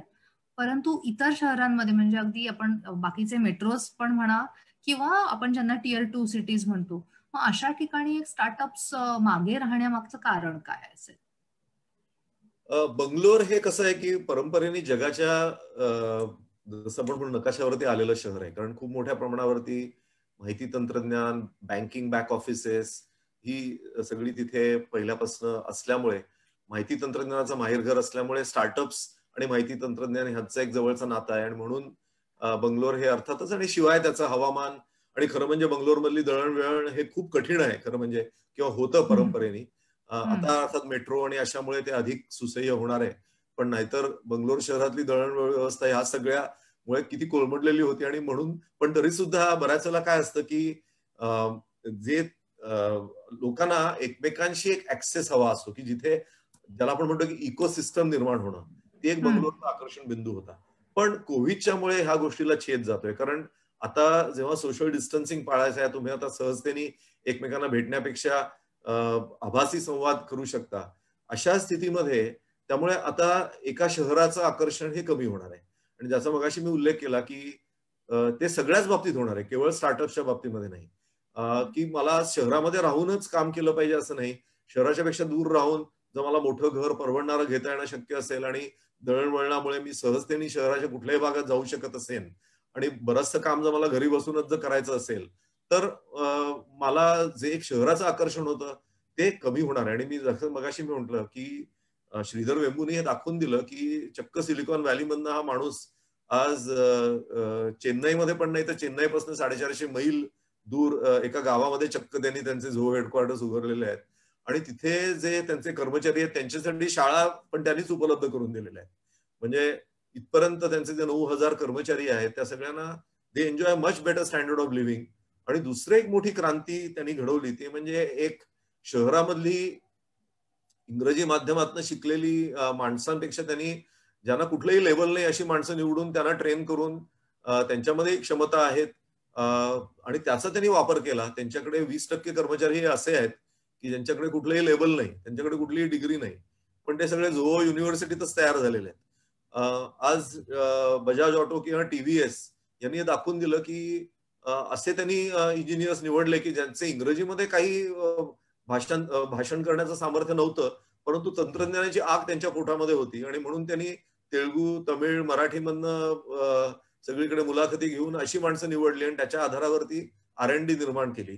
ज्याचा परिणाम आज जगाच्या बाजारपेठेमध्ये यांच्या बाईक्स खूप मोठ्या प्रमाणावरती जात आहेत आणि चिनी बाईक्सपेक्षा 40-50% अधिक किमतीला विकल्या जात आहेत. कारण तंत्रज्ञान त्यांचं जे आपल्या देशामध्ये निर्माण झालेलं आहे. त्यामुळे येणारा काळ जरी बंगलोर किंवा अशा मोठ्या शहरांचा आतापर्यंत बोलबाला असला, तरी सुद्धा येणारा काळ काही तसा राहणार नाही. येणाऱ्या काळामध्ये ह्या ज्या संधी आहेत, त्या सर्वदूर पसरणार आहेत.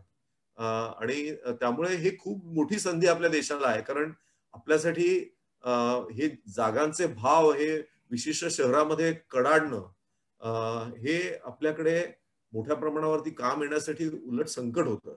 आता जसे ह्या वितरित संधी होणार आहेत, तसं छोट्या शहरांना चालना मिळणं, छोट्या शहरामध्ये संधी निर्माण होणं आणि सर्वंकष संधी निर्माण होणं, हे आपल्यासाठी खूप चांगलं आहे.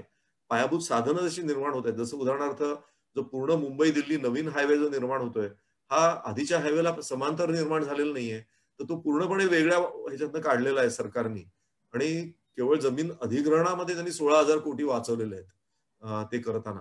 आणि त्यामुळे काय होणार आहे, की नवीन सेंटर्स निर्माण होणार आहेत, जे आज कोणाच्या ह्याच्यावरती पण नाही. पण जर मुंबई-दिल्ली 12 तासामध्ये रस्त्याने प्रवास होणार असेल, अशा प्रकारचा हायवे निर्माण होणार असेल, तर महाराष्ट्रातली इतर सर्वदूर शहरं किंवा गुजरातमधली सर्वदूर शहरं जर 4-5 तासाच्या टप्प्यावर येणार असतील, तर आज शहरांचं आकर्षण कमी होणार आहे. आणि ती म्हणून त्याचा आपल्याला मगाशी मी म्हटलं तसं रिअल इस्टेटच्या बाबतीत पण आपल्याला विचार करण्याची आवश्यकता आहे. सर खूप खूप धन्यवाद. खूप छान मार्गदर्शन तुम्ही दिलंय आणि याच्यातून आज ह्या कार्यक्रमाच्या शेवटच्या अगदी टप्प्यावर आपण जे आलोत, तिथे मी एक निष्कर्ष मात्र नक्की काढलाय, की ते म्हणजे आपल्याला परताव्यांवर कुठल्याही प्रकारचा कंट्रोल नाही करता येणार. पण आपण आपल्या चुकांवर मात्र नक्कीच कंट्रोल करू शकतो, चुका टाळू शकतो, की जेणेकरून एक दीर्घकाळासाठी आपण आपल्या गुंतवणुकीतून चांगल्या कामगिरीची अपेक्षा करू शकतो. आणि दीर्घकाळासाठी इक्विटी इन्व्हेस्टमेंट हा कानमंत्र तुम्ही आज दिलेला आहे, त्याबद्दल तुमचे खूप खूप आभार. मी आता पेठे सरांना विनंती करते की त्यांनी आभार प्रदर्शन करून कार्यक्रमाची